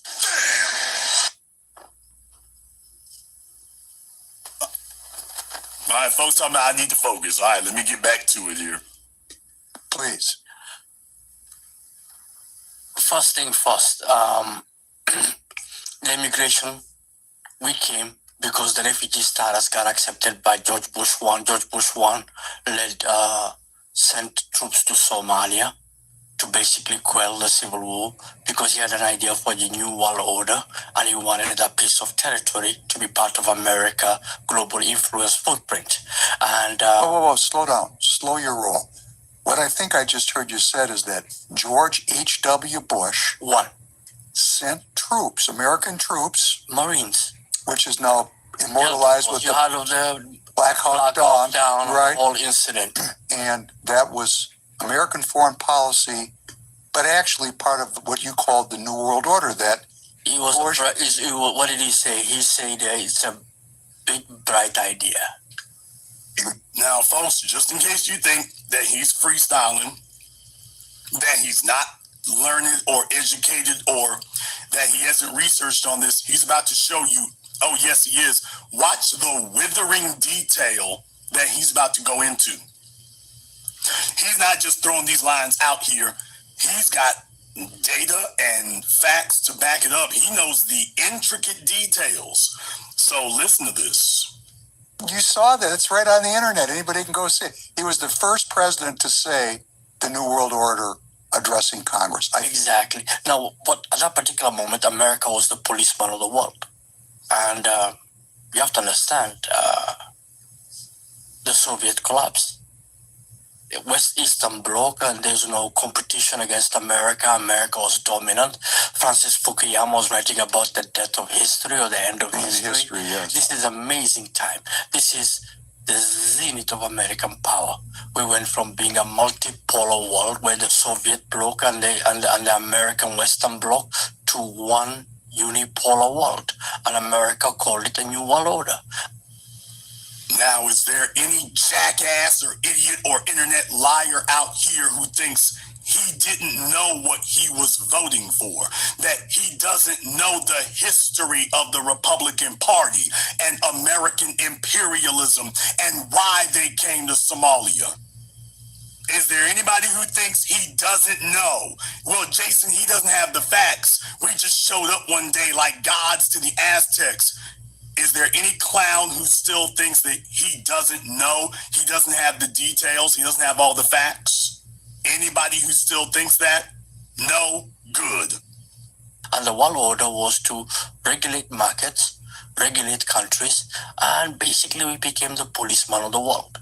Did you hear that? That the goal was to regulate markets, using their military to, quote, regulate markets. He knows all about American imperialism. He knows all about it, and he's cool with it.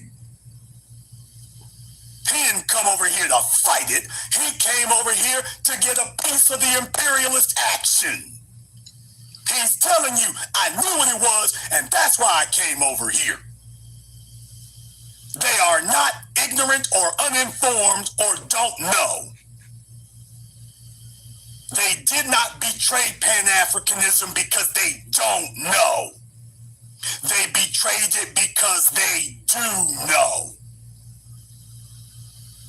And that's why we cut it off. And we let it rip. Iraq, Afghanistan, and many other places. Libya, Sudan. I mean, we let it rip. Do you hear the way he's under with that grin in his face? Boy, Libya, Iraq, Afghanistan, Sudan, we let it rip. Does that sound like condemnation to any of you? Or does this sound like collaboration? Do you hear him?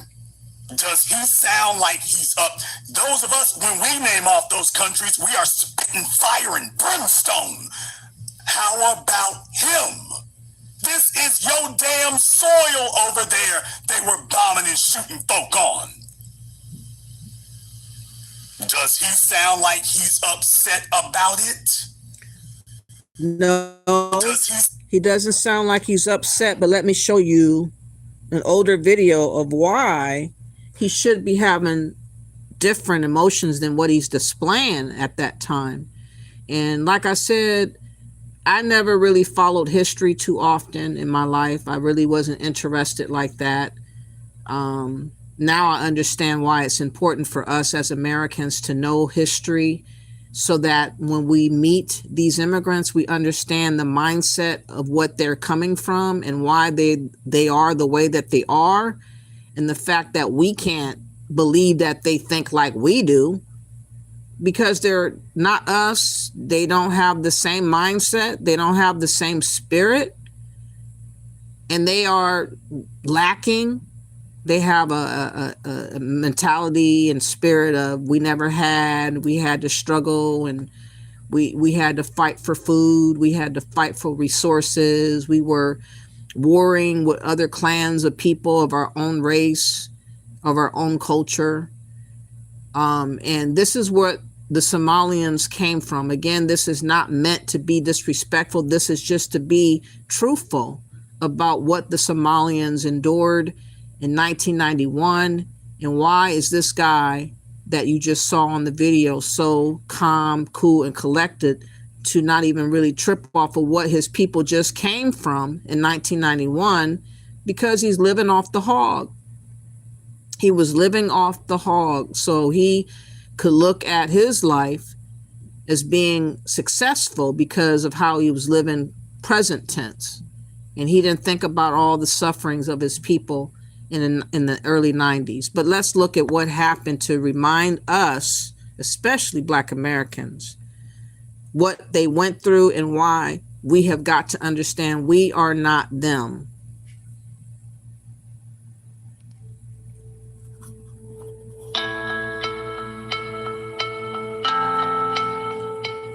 By the way, fair use, fair use. Somalia, with the population numbering conceivably 4.5 to 5 million, the Somali-speaking people can barely be regarded as a large nation.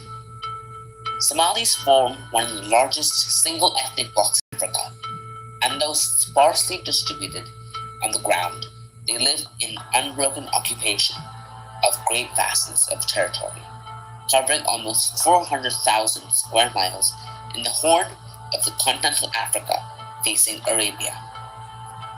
The Somali people have suffered from long-standing oppression and violence at the hands of their fellow Somalis. Somali, regardless of being the most homogeneous region in Africa, has witnessed a civil war for over 2 decades. They have lived in thorny and harsh conditions under both democratic and martial regimes. Take, for example, Baganda with their many clans, the Mamba clan and Chima Mbogo. Now imagine these clans fighting each other to the extent of not crossing into each other's territories. That was the situation here between the Bimar and Abdigiri clans, until the UPDF under AMISOM came in to intervene. It's hard to fathom that people of the same tribe and same religion can be at such odds.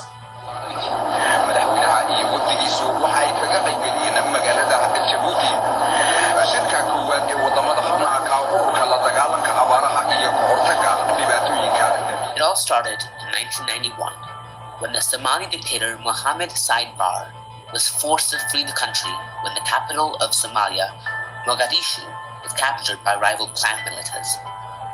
There were 2 major clan lords, Mohammed Farah Adid and Ali Mahdi Muhammad. The 2 clans lords couldn't decide on who was in control as a war started between the 2, killing and injuring numerous innocent civilians. The country was a disaster as the war broke out. People couldn't be safe and started to flee their homes. This led to starvation and diseases spread all over Somalia. An estimated 350,000 people died during this period in 1992.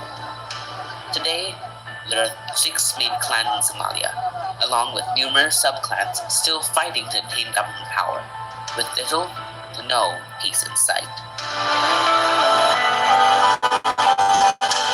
And pretty much the way that Somalia looked then in a lot of different areas still look the same because of all the warring from their own kind that they're fighting for power still. And they can't see eye to eye among their own clan or the other clans that are part of their ethnic group. So why would we as Black Americans expect to be able to get along with these people and that these people would be fair with us? What would give us this thinking that they would be decent with us, considerate to us, caring for us, if they cannot get along with their own ethnic race, their own kind? Think about that. Look at this.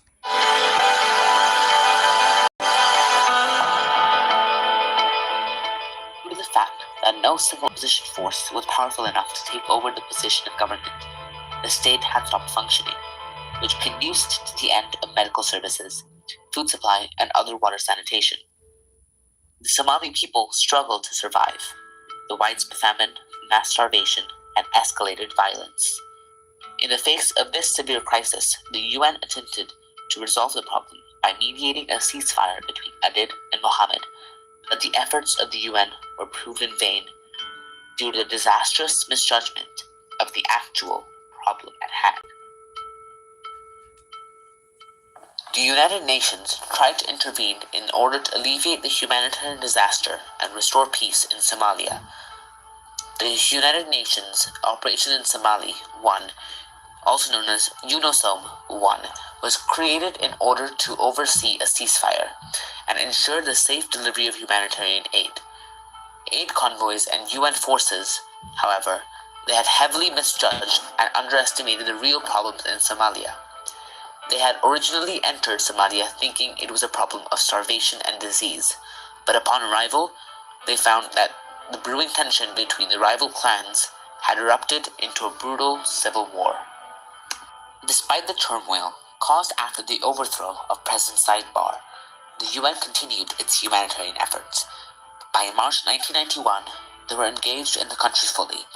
The volatile security situation of Somalia, however, forced the UN to temporarily withdraw its personnel on several occasions. However, the UN continued its humanitarian activities as much as they possibly could, with the cooperation of International Committee of the Red Cross and non-governmental organizations. The situation in Somalia led the UN Secretary General to become involved with the political aspects of the crisis and enforce a peaceful solution to the conflict. In cooperation, they did not have the ability to handle their own issues and find their own solutions to deal with their own kind. They had to have the United States, the UN, and other people get involved to help spare the demise of the Somalians. They had to rescue them from themselves. And then they come over to America acting high and mighty is very, very peculiar to me. Now they wag their fingers and they act like they're righteous and pious. They act like they are know-it-alls. They act like they have all the answers, but they don't remember just back in 1991 how they were moving and how they still move today. It is very important for Black Americans to start researching different countries of Africa and other places to understand their mindsets of why they come so cutthroat, why they're so without sympathy and emotion, because they war and they are fighting for their survival. Just like Pinky just said, they live in a survival mode like animals. Exactly. Pinky said that they betrayed their own people. So why are there Americans that would trust Africans? Exactly. Why would we give up trust for people that's never earned nothing for us to give up trust? Talking about they just black skin like us and we're supposed to just be like, oh, here you go. No. Pinky also says this African and his family are definitely going home. He needs to. Pinky also said he has the same information other people have. Yeah, they be knowing exactly what they're doing. They're not naive. You said African civil wars will never end. They are uncivilized tribes against tribes. Exactly. And Pinky also says, okay, this is a nude video that African is mad and wants Americans to turn on the Republican Party because his people are going to be deported. Yeah, because other than that, he would not have gave a flying fuck about anybody else. It's because he got caught up in the web. And because their people got caught up in the web, now they want us all to fucking care. Pinky says, why is that African dressing like American? That's not how they dress in Africa. Oh, he looking like he's a pimp, how he was dressing. Yeah, he had a look of evil in his face, for real, for real. And as he explained what he was explaining. And Pinky also says Americans should have never let Somalian Africans in here, let them fight those tribal wars over there. Get it together one way or the other. It's not our problem to solve. I mean, they're their own people fighting among themselves. You said, when was that video made? If that African talking about one world order. I'm not quite sure that is a clip from the Black Authority. I'm not sure. But let's get to this a little bit more, then I'll get back to the other video. Please hit the like. Organization of Africa Unity, the League of Arab States, and the Organization of the Islamic Conference. In December 1992, UNISOM 1 was replaced by the US-led multinational force, the Unified Task Force, UNITAF. UNITAF was authorized to use military force to create a safe environment for humanitarian aid operations. Approximately 37,000 troops from over 20 countries operated in Somalia. UNITAF was replaced. Did you just see him hit his people to have them get back? Look at this again. Let me play that again. Was that even necessary? Look at this again. US-led multinational force, the Unified Task Force, UNITAF. UNITAF was authorized to use military force to create a safe environment for humanitarian aid operations. Approximately 37,000 troops from over 20 countries operated in Somalia. UNITAF was replaced in March 1993 with UNISOM 2. Its mission was the same: restore peace and ensure... He's fighting off the people from getting help. Can you believe that? He just straight up did that as they were trying to help the people out. They just rushed in and start beating on the people. But these are the types of mentalities that they bring, unfortunately, to America. They have the same mindset of this is ours, you can't touch. Look at it. The safety of humanitarian aid efforts. UNISOM 2 was also charged with rebuilding Somalia's democratic government, economy, and infrastructure. During UNISOM 2 operation in March of 1993, 24 Pakistani troops were killed by Mohammed Farah and his Islamic group. After this event, an expedition of the US troops was sent to kill Mohammed Farah Adid. Unfortunately, Mohammed Farah Adid, who had support from sub-Somalian militia, shot down 2 U-860 Black Hawk utility helicopters, causing 18 US troops to lose their life. Soon after, the American government responded by withdrawing its military forces from Somalia 6 months later in 1994. This command, on the other hand, was not appreciated by the UN, as they believed that intervention was of utmost requirement due to the mass genocide and lack of governmental control in Somalia. But when the 26,000 US troops, who were among the majority of troops stationed in Somalia, evacuated the area, the UN realized there was now little hope left for a successful intervention. The UN followed with an evacuation in 1995, leaving Somalia without accomplishing the goal of their mission. Somalia is now considered by many a failed state, a state whose political or economic system has become so weak that the government has no longer any control. My fellow Americans, today I want to talk with you about our nation's military involvement in Somalia. A year ago, we all watched with horror as Somali children and their families lay dying by the tens of thousands, dying the slow, agonizing death of starvation. A starvation brought on not only by drought, but also by the anarchy that then prevailed in that country. This past weekend, we all reacted with anger and horror as an armed Somali gang desecrated the bodies of our American soldiers and displayed a captured American pilot.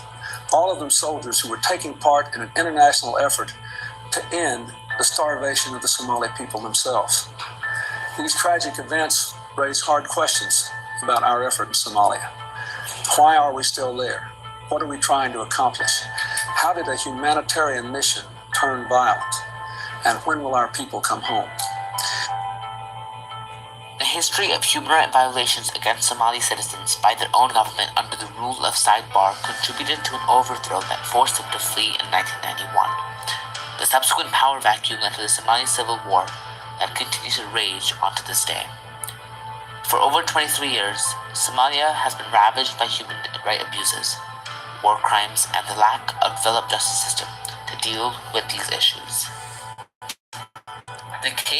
They still got all these problems today, and they come to America as acting brand new, acting like their shit don't stink, acting like they're better than us, acting like we're not smart.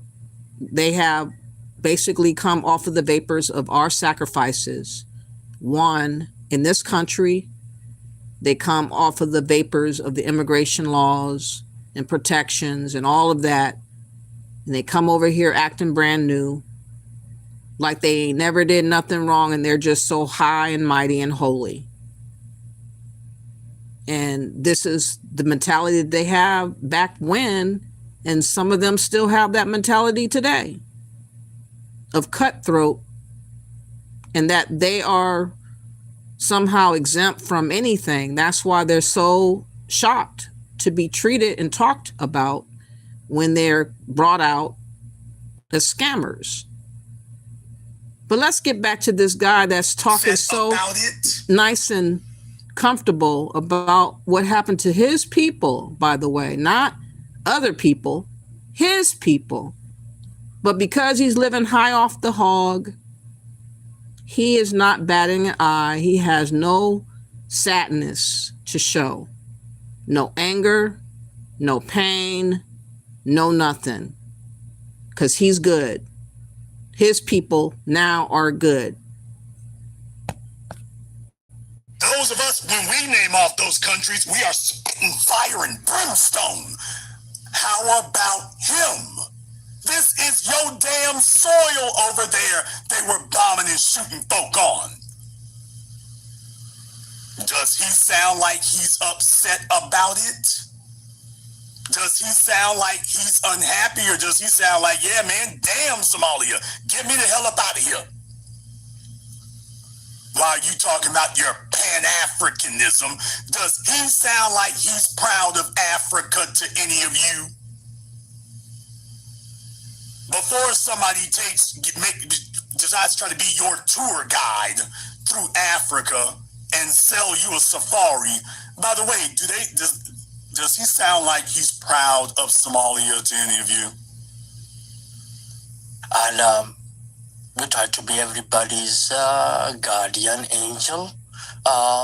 People called us threats, and it scared the world right back into multipolar world. And Somalis came to America in the 90s. Legally. And what happens is in the 90s, Somalis have been coming to America since the 40s. That's illegally, and it was just one or two, so don't try to act like there was some major numbers here. They're only 1% of the population of Minnesota to begin with, by the way. He's going to go into that, by the way. But don't try to act like y'all been repping in this Somali hood everywhere. No, it's not. You had one or two over here who came over on an inner tube somewhere, but no, there were no appreciable numbers at all, not till we get to the 90s. That's why you don't have a bunch of second generations here. You're still waiting for them kids to grow up. So no, don't try to give that misleading impression. That is not what it was, and it damn sure ain't what it is today. To Marines, I got families that have been coming here since the 40s, the 1800s. My family was educated here in the 70s. Okay, you talking about the 1800s? Lie.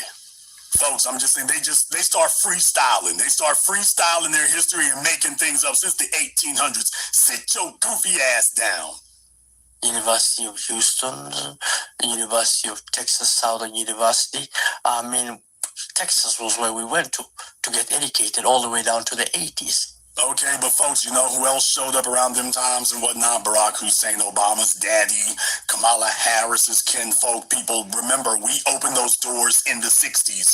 So all of these people that they opened the doors to in the 60s, the political parties have been hand-picking the traitors, the coons, and the backstabbers. Those are the Stephen A. Smiths. Those are the ones they promote. Those are the ones they give big contracts to. Those are the ones they rise up in the political parties.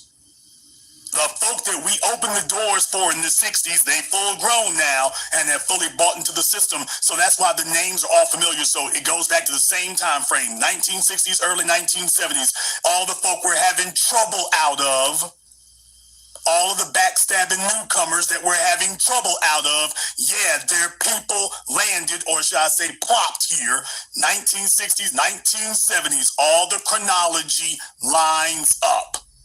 We are not incorrect. They are confirming that everything we've said as far as the chronology, it is all correct. It ain't the 1800s, you lying ass. It is the 1960s and 70s.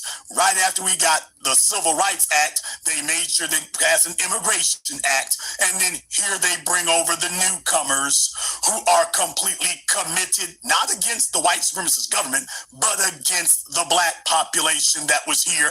And your people wasn't no part of it. Until India became cheaper, and now China is cheaper. They're going to China. They're not coming to America anymore. And the citizens came to America, and we got citizenship. Now became cheaper, and now China is cheaper. They're going to China. They're not coming to America anymore. And University of Houston, University of Texas Southern University. I mean, Texas was where we went to get educated all the way down to the 80s until India became cheaper, and now China is cheaper. They're going to China. They're not coming to America anymore. And do you see he's running down you all the numbers, the geography, and all this stuff right here? And dude, I know it's hard to swallow with them teeth, but try, nigga, try. But in any case, you see how he's able to run down the geography of all these places and whatnot? No, he's not ignorant at all. The citizens came to America, and we got citizenship. Now, population-wise, we're ranging between 30,000 to 120,000, give or take. And as some say, with the last 4 years open border policy, maybe buffer on another 10, 15,000. Now, what we're talking about is a small population in a society that is 7 million Minnesotans.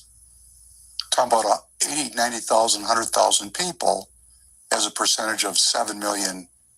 Now, last time I told you, the question turning point should... Okay, folks, so basically, they're just a little over 1% of the population of Minnesota. They're a little over 1% of the population, a little over 1%. And they came over here and they turned on us. They have invested themselves in helping the dominant society, and they chose to attack us. That's who they've been aggressive against. Ask is, who is an American? And you started with that preface. And the question that we need to ask is, are Somalis Americans? Well, if they're holding an American citizenship, if they're lawfully here. So what is an American? When they talk about... No, I'm not going to sit here and play all of this here because there's something more important. So for any of the dead-enders who are open, well, Jason, you see what the problem is. You do not understand. You're taking his words. I'm playing his words. I'm playing whole minutes of it, so it's in perfect context, so you can't tell that lie. But how do you know he has anything against you? We do not even know that you are there. We are about our business. It is not that we are white ass. It is not that. We are just living our lives. Okay, so the fella asked him about Somalis and whether or not, they drink and things like that. And he was telling him, the Muhammad guy is telling him they don't drink. They don't drink or anything like that. And listen to this next part, because this next part, indirectly but directly, this is the part about us. These are Americans. You never know what the hell they're doing. But my point is that the community itself is not hegemonic. It's got all. Some drink, most don't. But there are some people that are drinkers. Yeah. They're talking about he said the Somalis are Muslims. We don't drink. Other fellows calling out. Actually, there's some folk who do there. Well, yeah. Remember, white people are truth serum. If they ask the questions, they're going to tell the truth to them. They'll lie to you and me and lie for years, but let white people ask the questions, and all of a sudden you get straight to the truth. But they probably don't eat pork. But they drink, or do they eat pork too? These are Americans. You never know what the hell they're doing. We know exactly what they're doing, dude. They're all over Twitter and Facebook, dude. Stop that nonsense. But my point, and he's wearing the hat indoors, so let that be with it. Make of that what you will. It is the community itself is not hegemonic. It's got all kinds of different expressions. There is no monolithic Somali. We're different. Even within ourselves, we're different. Are there Somali men and women that are intermarrying out of the community and join, let's say, the Catholic Church or the Lutheran Church? Is that also going on? I've seen a few Christian Somalis, and that is rare to come by. But what we do is intermarry outside the community. My niece just married a Korean. My cousin is married, she was a Marine translator, and she married a Pennsylvanian, excuse me for better word, a redneck. And did you hear that? Yeah, did you hear that? Okay. Yeah, I want to make sure you all got all these details up in here about that. Was a Marine translator, and she married a Pennsylvanian, excuse me for better word, a redneck. And wait a minute, a Pennsylvanian redneck? I mean, the guy is awesome. I love him. But the guy goes hunting and everything else. I mean, I'm talking about he's all out. And he went ethnic all the way. My nephew is actually in Colorado trying to join the Air Force now. I mean, he's a hunter. I mean, two of my nieces are married to Puerto Ricans. I mean, my family. So there is intermarriage. There is intermarriage, but we're trying to marry within ourselves. Well, that's no different than. Oh, did y'all hear all that? Yeah. So in his family, they marry Asians, they marry whites. I'm talking about real rural whites. When you use that word outside of the deep south, I mean, they found one in Pennsylvania. Do you know how hard you got to look to find one in Pennsylvania? You're not in the deep south. You know how hard you got to look to find one of them there? That means that she went looking for that. So in his family, they marry Asians, they marry whites, they marry white Hispanics, they marry white Hispanics. Did you notice what was missing? Did you notice what was missing? Everything that we have said and been saying all this time, they are confirming it. When you actually ask the damn questions, they are confirming everything we said the whole time. No, we are not on the wrong track. Whenever you question us, everything you go to lends more evidence. It doesn't take away anything. We don't ever lose any evidence for our arguments. The more we dig, the more evidence we find. Do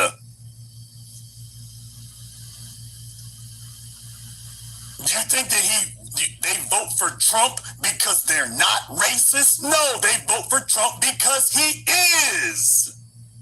They just think their goal is to be the favored niggas under white daddy.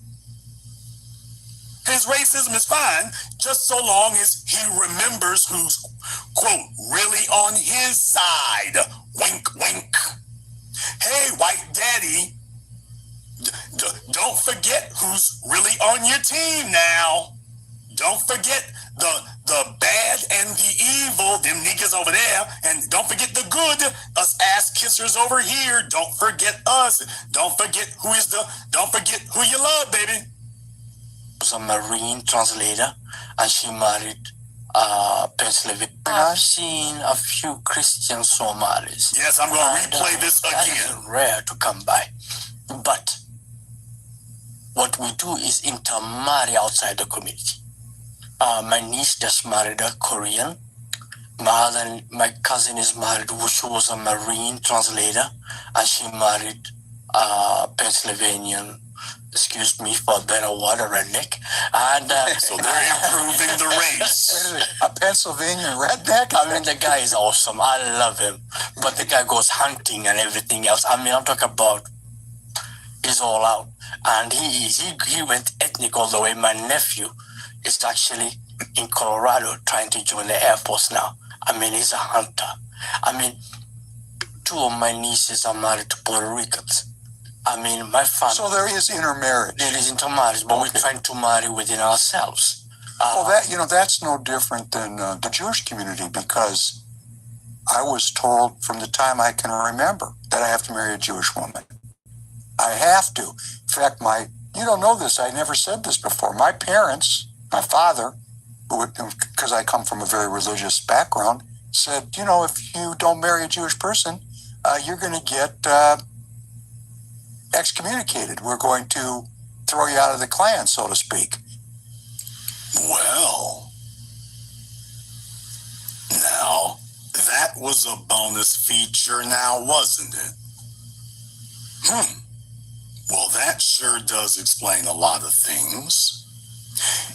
I have to remind you, in the words of our immortal ancestor, Brother Neely Fuller, white supremacy must be taught. White supremacy is taught in every white home in America.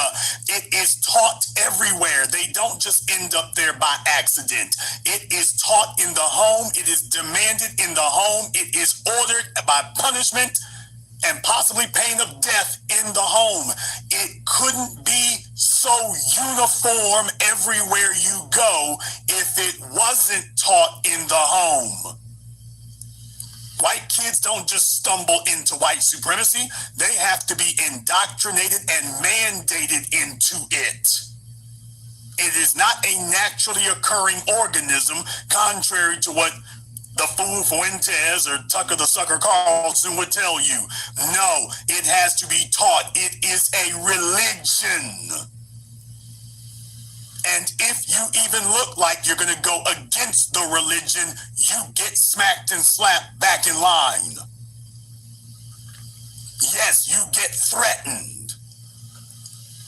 You get told what you will do. You don't have an option in it. You get told if you want to get plugged into the family's unearned generational wealth, you have to carry the water and you have to toe the line. So that was a bonus feature right there. That was a bonus feature. So glad he mentioned that. But you know me, folks. Now, you know me, and I'm not really going to let the issue go. When you say things like that, well, I'm going to go by the Pew Research Center. And by the way, if you take a look into intermarried couples in America, when you take a look into intermarried couples, these are for newlyweds, and these are for, well, the share of the population there. But you can see 42% is multiracial, whatever the hell that means. But white and black, 10%. Hispanic and black, 5%, black and Asian, 1%, so 16% black. When you add in the Latinos, though, they really run the yard for white and Latino, basically down here. When they say multiracial, they're really talking about white and Latino, which is really white and white, but it's white and Latino. So I want you to understand that's not accidental, but take a look at those rates there. Take a look at those rates, 42%. For us, even if you add all these together, 16%. So you see the numbers break down a certain way in that regard. But by the way, what about Jewish people intermarrying? What about that? Do we have any data anywhere? Unfortunately, maybe we don't. Maybe we don't. Oh, hell, I'm Jason Black. You know I do. Pew Research Center on deck. Here we go again. From 2020 here, marriage, families, and children. They didn't put in the headline, but for Jewish Americans in 2020, Jewish Americans in 2020. From a report in 2021, here goes the data. About 2/3 of U.S. Jewish adults are either married, 59%, or living with a partner, 7%. Among those, now take a look at that. About 2/3 of Jewish adults are married. 2/3 of Jewish adults overall are married. 59%. And that's not quite 2/3, but almost 2/3. So they're just over 50% married, y'all. Just over 50% are married. A lot of y'all may have thought the number was much higher, but it isn't.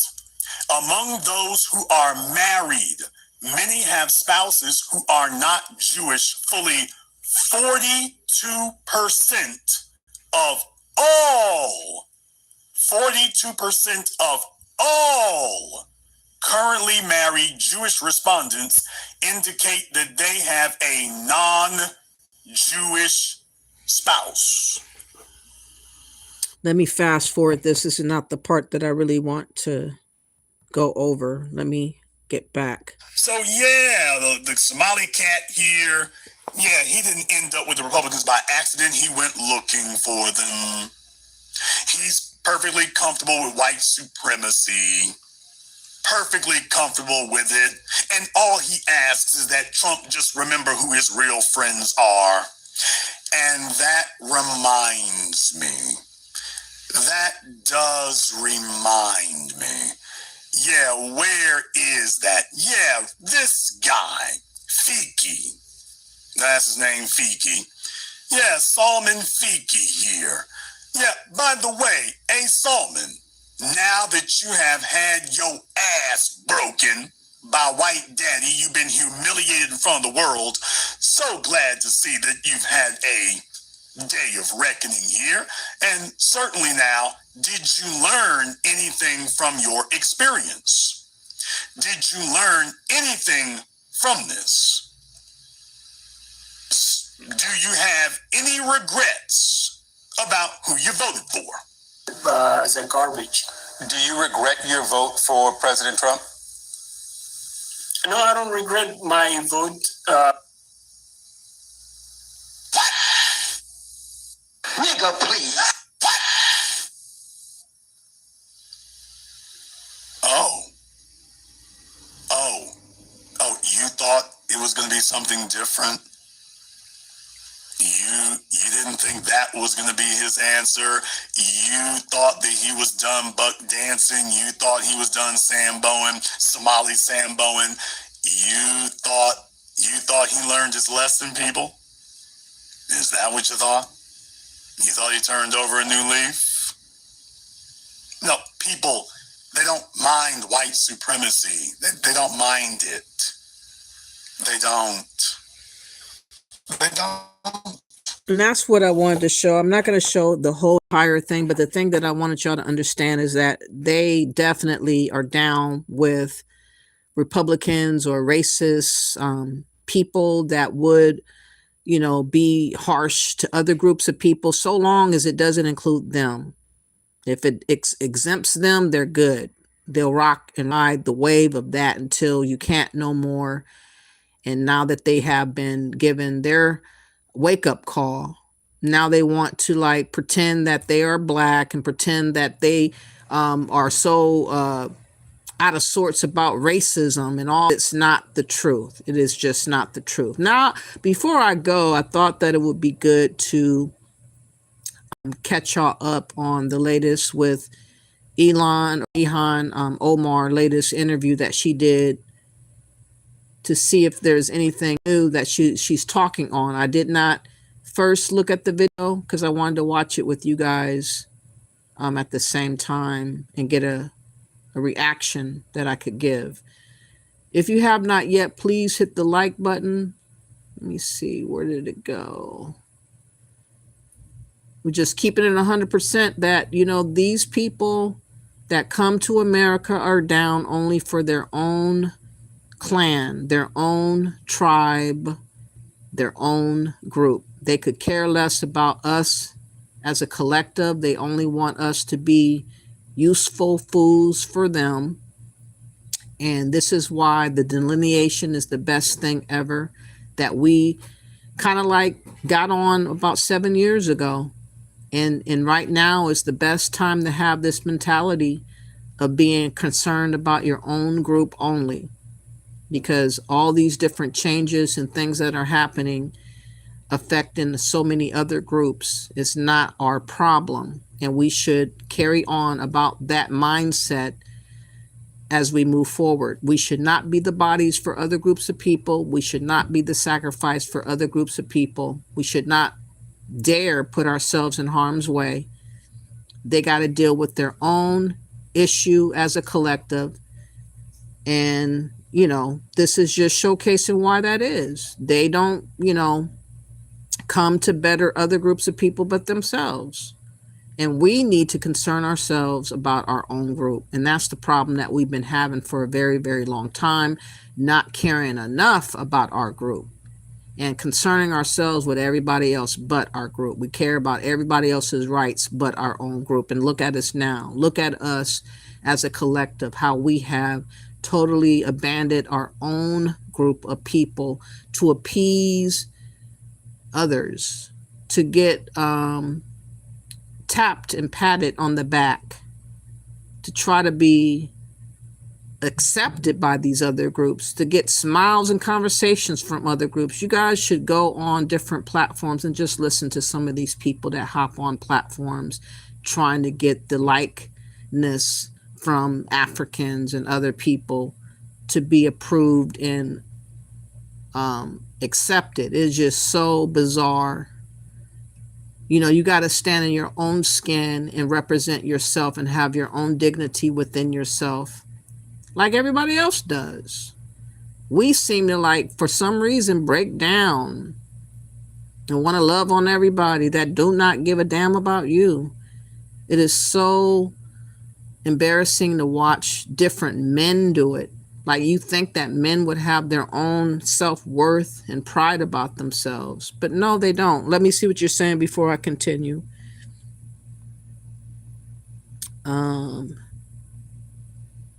Yes, and they want us to go to Africa. The reason being is because they want us to swap spots with them. They want to replace us and have us go where they ran from. That's what they want.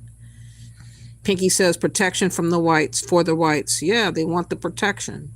Pinky says, and there should have been no Somali refugees brought to America. Our soldiers should have never been over there.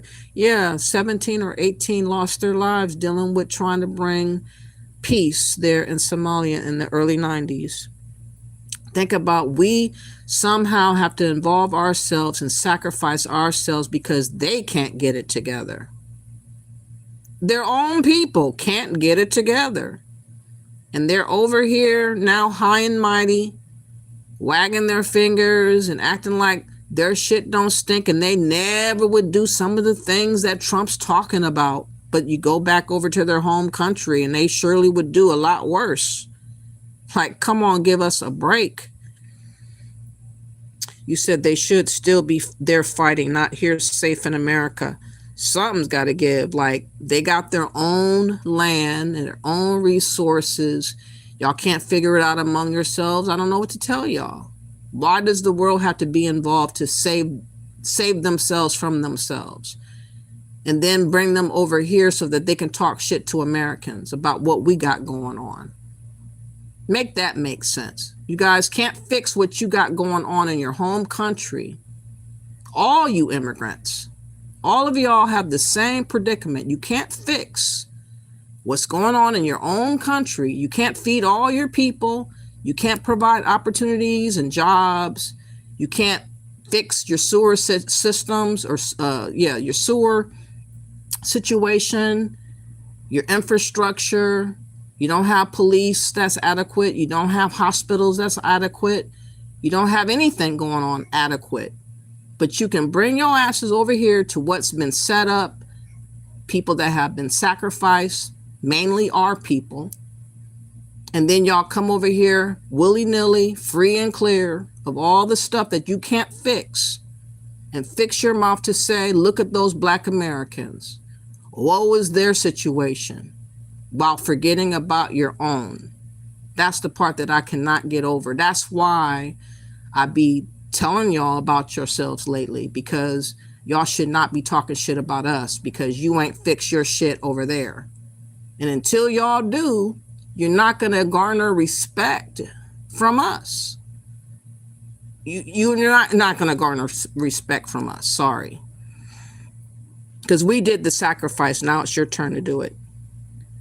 You said exempt from accountability. Yeah, they are definitely exempt from accountability. And that's the way that they thought they were going to keep it as. And if they would have had a Democrat in the White House, it would have stayed the same way this whole entire time. They would not have been exposed at all. They stated coming in large numbers in the 1990s. A few came prior. He needs to stop. I know. Definitely all they know how to do is lie and make up shit as they go. He said, no, they are not. But now they got their wake-up call. I don't feel sorry for them. I don't either. Pinky says it's 260,000 Somalians in America. If Trump can get rid of 2,500 a month in Minnesota, that will be $30K a year. Just state by the time he leaves office, half of them will be gone back to Somalia. I'm pretty sure that they would not go back to Somalia because they could go to Kenya. I think that a lot of Somalians are in Kenya. There might be some in the UK. There might be some in Canada. There might be some in other areas of Africa. They could go to those other areas. They don't need to feast off of our government for free. We don't need to be taking care of them and coddle them. For what? You know what I'm saying? Why are we doing that? I think that should stop. All the coddling should stop. Yeah, destiny swap is what they want to do. $30K a year, just that state, Minnesota. Uh-oh, what happened to the sound? Can you hear me now? Let me know if you can hear me. Please hit number 1 or a number and let me know that you can hear me. I hope you can. You said there are some in Australia apparently as well. Okay, can you hear me, Sheena? Can you give me an okay, you heard me. All right. So now what I want to do is go to the latest with Face the Nation. I have not seen this video at all. I just got when that she did an interview and I wanted to save it for this portion of the live. And tell me what you think. I don't think she's honest. I don't think that she's an honest person. I think she's a crafty, sneaky, lying individual who thinks her shit don't stink, like I said, and they think somehow they're supposed to be exempt from the crimes that they commit because they talk a certain way and they look a certain way and they're calm talking and all. That's nothing but performative action, being an actor type of thing. But let's listen to this and see what you guys think. And we're joined now by Minnesota Democratic Congresswoman Ilhan Omar. Welcome to the program. Thank you, Margaret. We have a lot to get to with you, but I want to pick up on where the Treasury Secretary just left off. He alleged that people who were tied to you or your campaign were involved in this broad, brazen scheme to rip off the Minnesota state welfare system. Do you want to respond to that? Do you know what he is referring to? I really don't, and I don't think the secretary himself understands what he's referring to. We obviously had people who were able to donate to our campaign that were involved. We sent that money back a couple years ago. And actually, I was one of the first members of Congress to send a letter to the Secretary of Ag asking them to look into what I thought was a reprehensible fraud that was occurring within the program. So this was, just for our audience, the Biden-era Justice Department called it the largest COVID fraud scheme in the country. And this was pocketing COVID-era welfare funds, more than $1 billion in taxpayer money that was stolen. It was pretty shocking. Of the 87 people charged, all but 8 are of Somali descent. And that has added to the spotlight being put specifically on your community. Why do you think this fraud was allowed to get so widespread? Well, I want to say, this also has an impact on Somalis because we are also taxpayers in Minnesota. We also could have benefited from the program and the money that was stolen. And so it's been really frustrating for people to not acknowledge the fact that we're also as Minnesotans, as taxpayers, really upset and angry about the fraud that has occurred. Mm-hmm. So do you think, though, that there was a failure by the Democratic state government to police itself? This is a brazen, fraudulent activity here. Yeah, and that is what I alluded to in my letter that I'd sent to the Secretary of Ag, was to see where things were going wrong. How can this amount of money disappear fraudulently without there being alarms being set off? And it is something that, we have to continue to investigate. We have to continue to ask those questions. Because, as you know, one of the initial defenses by the organization at the heart of the fraud, Feeding Our Future, was to claim the probe was due to racism. Do you think that this was all about negligence, or that it was like political fear of alienating the Somali community? So you have to remember that the woman who led the program is a Caucasian woman. And that was her way of making sure that this would continue to happen by using whatever rhetoric that was available to her. We do know that when the money was stopped, they did sue. The AG, Attorney General Keith Ellison, defended the department in that lawsuit. It was a judge that said it should continue, that money should continue to go out. And so this wasn't something that people were not looking at. There was always those alarms, and we will continue to understand where things might have gone wrong as these investigations continue and as the... You see how she tries to clean it up and try to make it seem like they were on top of stuff, and it's not the way that we're trying to make it seem, type of thing. Well, just a while ago, also, our former AIN Omar aide pleaded guilty to doing a fraud of 2.9, is this million or billion? Let me make sure. 2.9 million federal child nutrition fraud. I can't pronounce his name. I'm going to guess Guhad Ashi Siad, a former aide to her, admitted to wire fraud and money laundering in the Feeding of Our Future scandal, and now he's facing up to 25 years in prison. So she's not trying to let on that she had any involvement, but everybody around her has something to do with all these frauds that she somehow don't know nothing about, really, like that. Saeed has pleaded guilty to conspiracy to commit wire fraud and money laundering linked to the federal child nutrition program. Prosecutors say Saeed falsified meal counts at a site called Advanced Youth Athletic Development, claiming up to 5,000 meals per day and pocketing over $2 million. The funds were allegedly funneled through shell companies to buy cars, real estate, and personal items. Acting U.S. Attorney Joseph H. Thompson calls this the 52nd conviction in the Feeding Our Future investigation and warns of the staggering scale of fraud in Minnesota.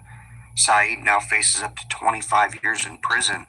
Don't forget to like and subscribe for more daily news briefs. I think if they keep digging around, I'm pretty sure they're going to find something on her. Because like you just said, she was only worth so much money as a congresswoman, and now she's worth $30 million. How is that possible on her salary, Pinky asked.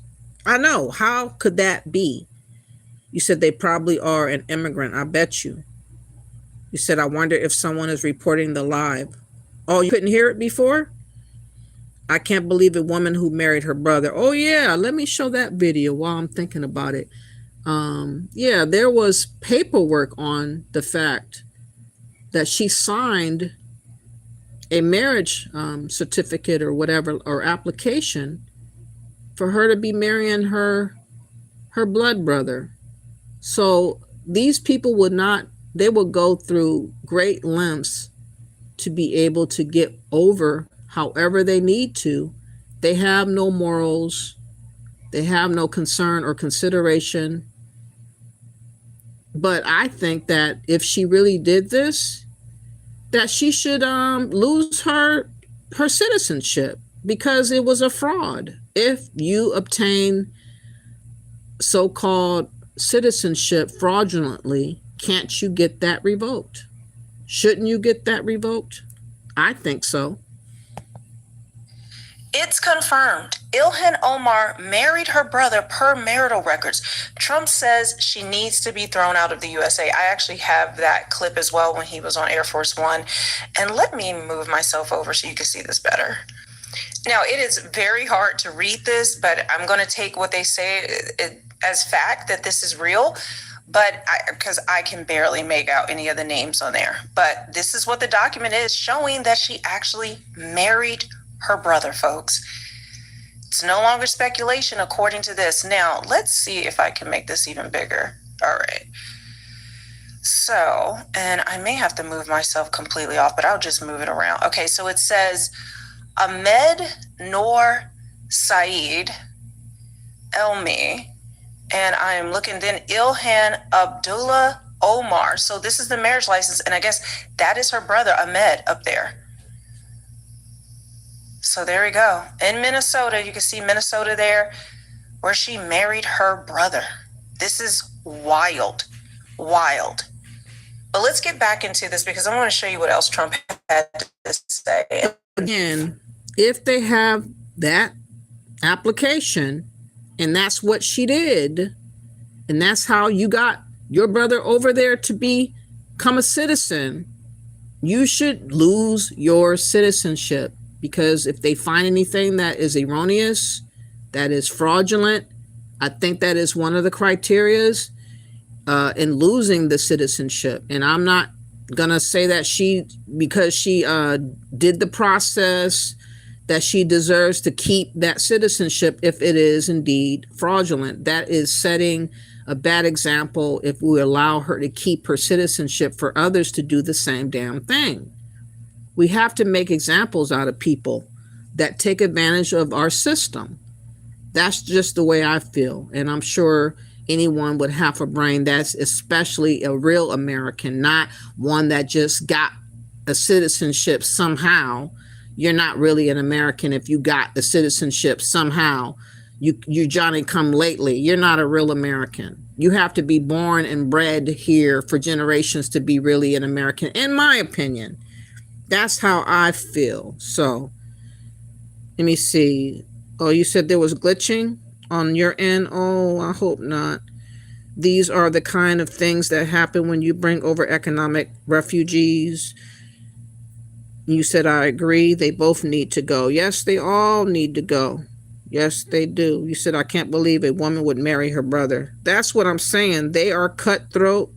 They are scammy. They don't care how they do what they do. And yes, she tried to blame the white woman. She hopes that we would just focus on that and not think about what her people did. You said, I do hope she gets jail time. Yeah, if she can't go and lose her citizenship, then take her ass to jail. Yes, she does know what is going on. She is lying. Exactly. That's what I say. She's the only for the interests of Somalia. Exactly. You're a threat to this country. She definitely is. Definitely. Oh, it was your Wi-Fi? Okay. So let's get back to listen to more of this. Like I say, it's performative. I'm not impressed by what she's saying.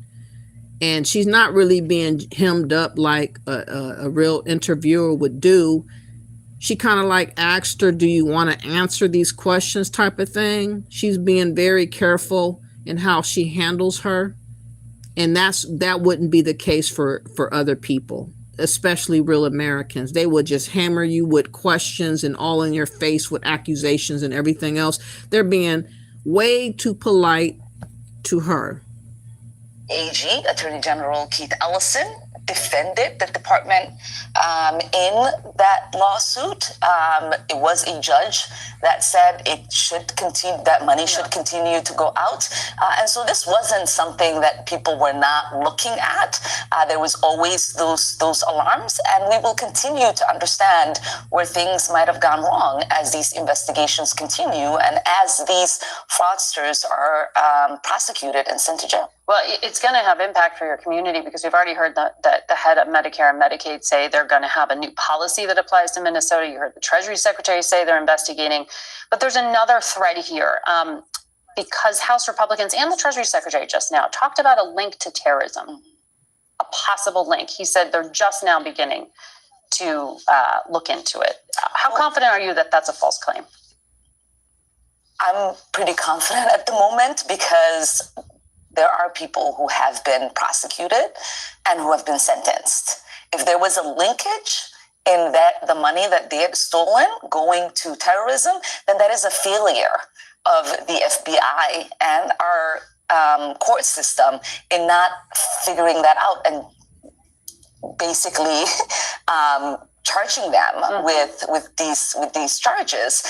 And so I do know that for many years, this sort of like alarm that there is money being transferred through the airport in bags and going to terrorism that accusation has always existed. There's never been here and there in those accusations. But if that is the case, if money from US tax dollars is being sent to help with terrorism in Somalia, we want to know. Yeah. And we want those people prosecuted. And we want to make sure that that doesn't ever happen again. So there are 80,000 people of Somali descent in your state, but the president has been very focused, not just on them, but on you. In this extraordinary cabinet meeting, he said Somalis, quote, come from hell. They complain and they do nothing but bitch. Take a listen. These are people that do nothing but complain. They complain. And from where they came from, they got nothing. We don't want them in our country. Let them go back to where they came from and fix it. Thank you very much, everybody. That knocking is vehement agreement from his cabinet members there. I just wonder what the reaction is in your district to have that from the highest office in the land. It's disgusting. It's completely disgusting. These are Americans that he is calling garbage. And we feel like there is an unhealthy obsession that he has on the Somali community and an unhealthy and creepy obsession that he had. I think Trump is on the right track, and he should be obsessed with all these people that have been comfortable, who have been stowed away, who have been hiding out. Now they're being called out of their little hiding corners, and they're being looked over because they should. They've been ignored, like they don't do nothing wrong. Like, you know, many times when we go to stores, especially Black Americans, we be walking and looking at different items to buy or see if we want it or whatever, looking at the prices and all that. And you get all these eyes looking at you. You get people trailing you. You get undercover security watching you and security boldly watching you and seeing what you're up to. And at the same time, you have other people that never get that type of activity, and they'll be the primary people stealing. If you're white or some other race or whatever, they never have the same type of intention to watch you and, size you up type of thing. And I think that's why the Somalians have been able to get away with a lot of stuff, because nobody ever had them on the radar. They never looked at them because, oh, they're so quiet. They keep to themselves. Oh, they're polite. They talk nicely. They play a role, of course. And they've been doing so much stuff, apparently, and getting away with it. And all this stuff is coming out. And I'm sure If Trump keeps on looking, he's going to find more and more fraud, and he's going to find other people that, you know, you would never ever imagine, including her. I believe that she will be brought out if they keep looking. So no, he needs to keep being obsessed. He needs to keep checking and seeing what they've been up to and why they've been able to get away with what they've been getting away with for so long. With me, I think it is also really important for us to remember that this kind of hateful rhetoric and this level of dehumanizing can lead to dangerous actions by people who listen to the president. And 95% of the Somalis in your state are U.S. citizens. Yes. Just for clarity there. But the president has restricted all immigration processing, including asylum claims from Somalis already on U.S. soil, along with 18 other countries. ICE reports it has rounded up about 19 people, and they put out press releases with the images of about 5 of them that they say are the worst of the worst. Is that the entirety of the crackdown to date? Yeah, so far we know of the people that they've picked up in Minnesota. About 5 of them are Somalis. And from what I have read and from the people that I've spoken to, all of them had already had orders of removal. So these are not people who are undocumented, but people who have committed crimes and who should have already been sent out of the country. I want to ask you about something else that the architect of the president's immigration policy, Stephen. So she wants to be hell of American. Peep game. She's hell of American now. But while she be talking about being down for Somalia, she represents Somalia. Her president is the Somalian president and all that type of talk, waving her flag and all of that. All that stuff is being cleaned up for this scheme that she's pulling right here, manipulating the public to make her seem like she's just like every other American. But that's not her mindset. That's not her intention. That's not her mentality. That's not her spirit.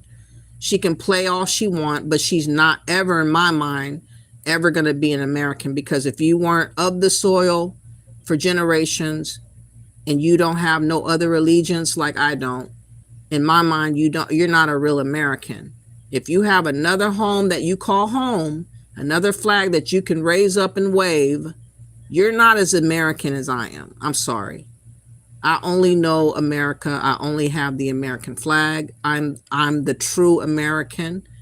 People that come over here willfully to escape their situation from their homeland, they still think and dream of their homeland, apparently. So they're not really American. They're just using whatever benefits and opportunity that they acquire, and then they claim American just so that they can reap and continue to reap the benefits of claiming it. But you're not a real American. None of you guys are. Any immigrants that come over here from another land, I'm sorry to tell you, you're just a citizen by paper. You're not a true American. You don't have no blood, sweat, and tears in this land. You have no bones that's been buried for war and slavery and all these other things, atrocities that have befallen the true Americans that built America. Keep dreaming, but you're not a true American. Miller said. On Thanksgiving Day, he posted, "No magic transformation occurs when failed states cross borders. At scale, migrants and their descendants recreate the conditions and terrors of their broken homelands." What do you make of this argument of failure to assimilate and sort of ruining America? How do you understand this? I mean, when I think about Stephen Miller and his white supremacist rhetoric, it reminds me of the way the Nazis described Jewish people in Germany. And, you know, as we know, there have been many immigrants who've tried to come to the United States who've turned back, one of them being Jewish immigrants. Know the way that people. I just feel that there should never be an open door policy indefinitely. I think that was the stupidest thing that our country should have ever allotted for immigrants to keep coming over, to have them come over in hundreds of thousands, if not millions. That has placed us in a very dangerous position. We don't know all the people that are here among us now. We don't know their intentions and what they deem to want to have done to America. And now they're all here by the millions. And Trump has to undo the stupidity of what our country has allowed to have happen. And the reason why they allowed it to happen because of votes, the Democrats. They wanted to get as many people to be loyal to the Democrats with the vote so that they can stay in power. They didn't care how America would turn out. They didn't care all the crimes that would come.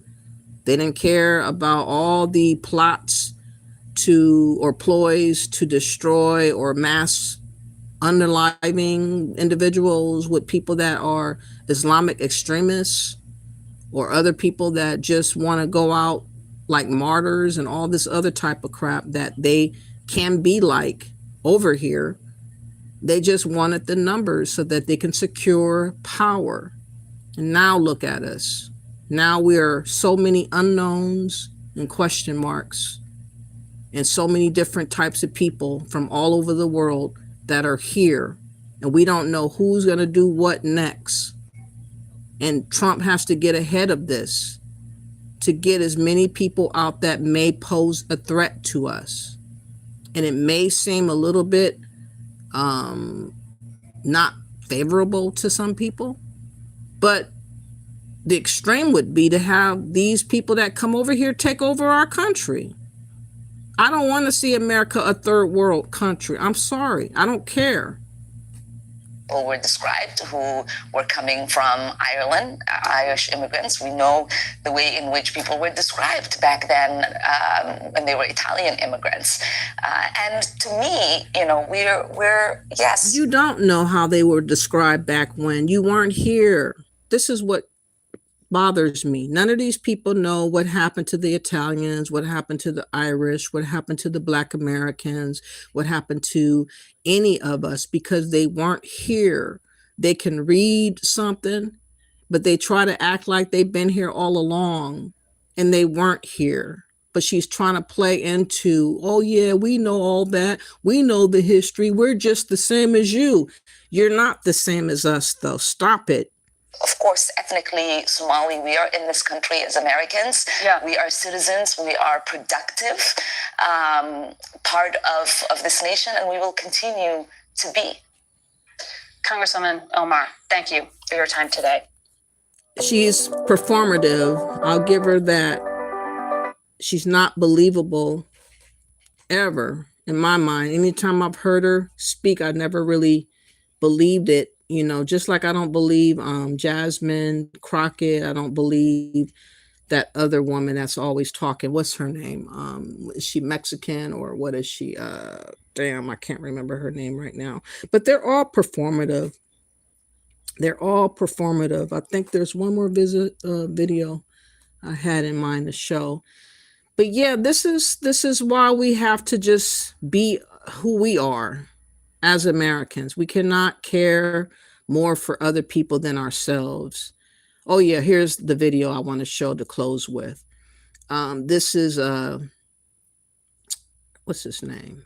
Kennedy, John Kennedy. He's going to break down the scam because I don't want it to be left to where I leave it with Ilhan Omar given her performance activity or actor. I don't want her being an actor for y'all and end it like that. I want the real to stay as it is. And I like the fact that Senator John Kennedy of Louisiana is going to break down the scheme and scamming that occurred in Minnesota to let you know what it really is. I thought that this would be very good to really lay out what he knew and what is known, and the fact that she's, the way she talked, Ilhan, whatever her name is, I don't like, man, her name is crazy, but that woman, Omar, she just made light of the scam that happened in Minnesota. But you can tell the difference from someone explaining it that is an American versus someone that is not an American, and you'll see the very difference view and how they explain it. Mr. President, I ask for unanimous consent that two of my colleagues from my office with whom I work, who are working with me for a few weeks, Colin Laurie and John Tober, and be granted 4 privileges until December 4th, 2025. Without objection. Also, I wanted to add to that list Grace McCaffrey. Is Grace here? I guess Grace isn't here. Grace will get you next time. Mr. President, as you well know, the American people are the most generous people in the entire world. In our country, when you are hungry, we feed you. When you are homeless, we house you. When you're too poor to be sick, we'll pay for your doctor. We spend trillions of dollars a year helping our friends and neighbors who are less fortunate than we are. And that's rare in this world. I've been all over our wonderful world. You have too, Mr. President. And in many countries, if you get down on your luck, they'll let you die in a ditch. But not in America. Not in America. We take care of our fellow citizens. But it's expensive. We spend trillions of dollars a year to do this. And that money that we spend didn't just fall from heaven. We thank heaven for it, but it came out of taxpayers' pockets. And we shouldn't lose sight of that fact, Mr. President. Now, that's why I get so irritated. Irritated is the wrong word. Angry. When I find out that people take advantage of the American people's generosity. It makes me want to knee someone in the groin. It just makes me furious. And I think the American taxpayers feel the same way. What I'm about to tell you, Mr. President, let me apologize in advance, is deeply disgusting. It's deeply disgusting. I mean, it is clown world on steroids. And when I first read about this, Mr. President, I read it a second time because I experienced slack-jawed astonishment. And when I read it a second time and I realized it was true, I just wanted to run away screaming. What am I talking about, Mr. President? We have discovered, the federal prosecutors have discovered that for the last 5 years, there has been massive welfare fraud in the great state of Minnesota. Massive. Over $1 billion of American taxpayer money has been stolen. Just stolen. They can call it fraud, but a better term would be stealing. And this fraud has been centered in the Somali community in Minnesota. Now, I'm not here to criticize the Somali community. I'm here simply to describe what happened. The Somali community in Minneapolis is about 80,000 people. They're centered around Minneapolis. And let me say it again. I'm not here to denigrate the Somali people or people of Somali ancestry just because of the actions of a few. But it is a fact that this $1 billion in welfare fraud occurred almost exclusively in the Somali community in Minnesota and was orchestrated by people with Somali ancestry. That's a fact. Facts aren't racist. Facts are facts. So far, 59 people have been convicted, 86 have been charged, and 78 of them are of Somali ancestry. That's just a fact.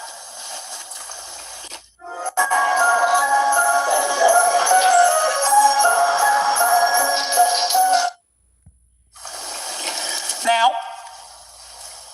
what these criminals did they had three very elaborate schemes. The first scheme was centered on supposedly feeding hungry children in the Somali community. A group, a nonprofit run by some people with Somali ancestry.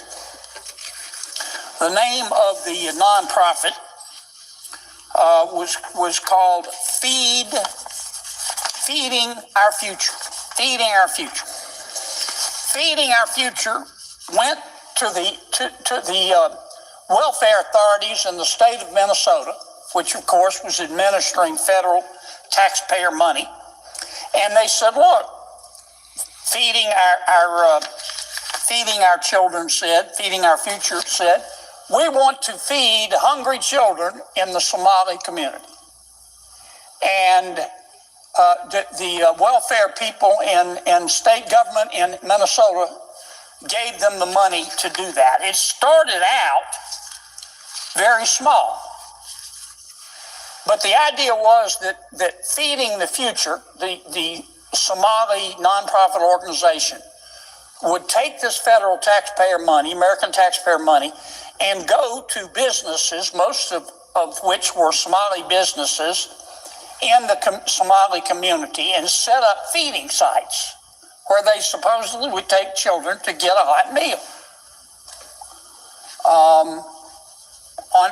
On paper, it sounded great.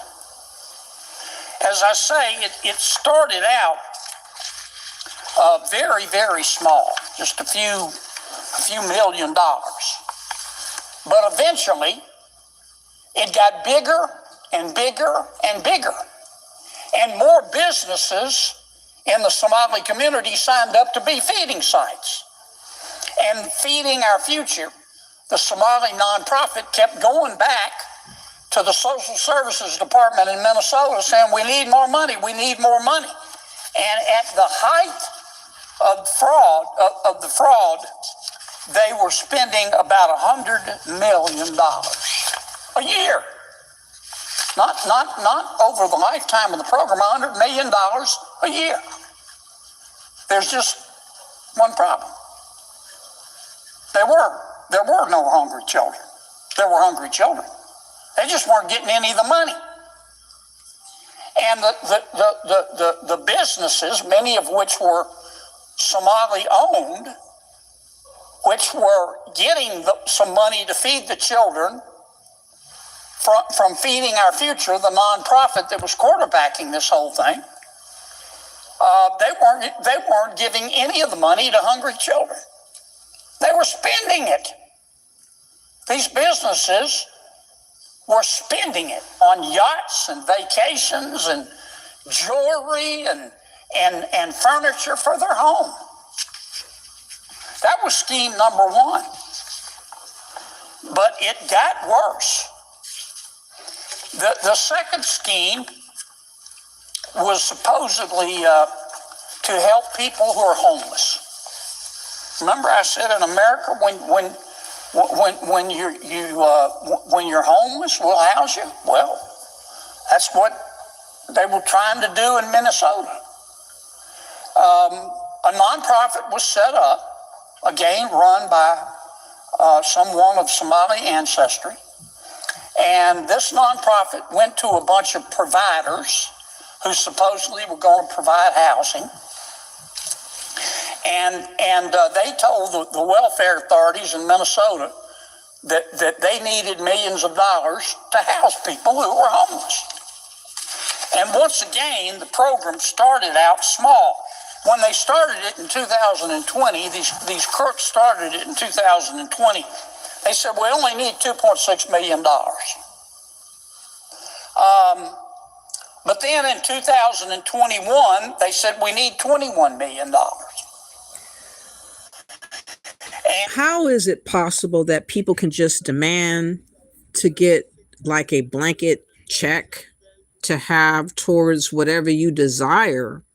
Since when can the public like do this? Like, that is not commonplace.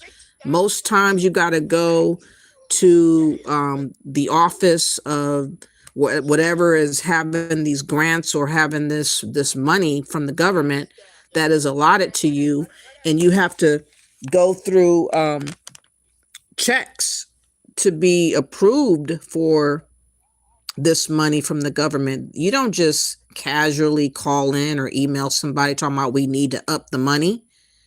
So they had the hookup based off of what? Why would a government allow the public just to kind of call in and say, we just need more money? We need more millions of dollars towards this program that you are not even checking on to see if it's even being ran the way in which it should be ran according to what they're claiming. It's just very weird that this was about.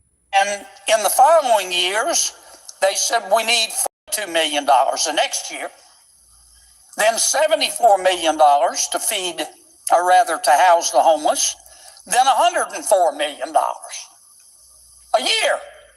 Not the total scheme, a year. There's just one problem. None of the money was going for housing. None of the money was going to help people who were homeless. These providers and this nonprofit that was coordinating it just put the money in their pocket. But there's more. They came up with a third scheme. This one makes you want to throw up in a potted plant. This one's centered around autistic children.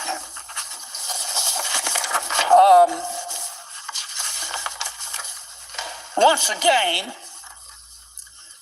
in this third program, a group of providers, supposedly medical providers, got together and they went to the welfare authorities in Minnesota and said, we need money to help autistic children. You say, well, that's a wonderful thing to do. And then these providers, once the welfare department at the state government in Minnesota gave them the okay, they went out and started recruiting autistic children. You say, well, okay, we have to get the word out somehow. But they couldn't find very many autistic children.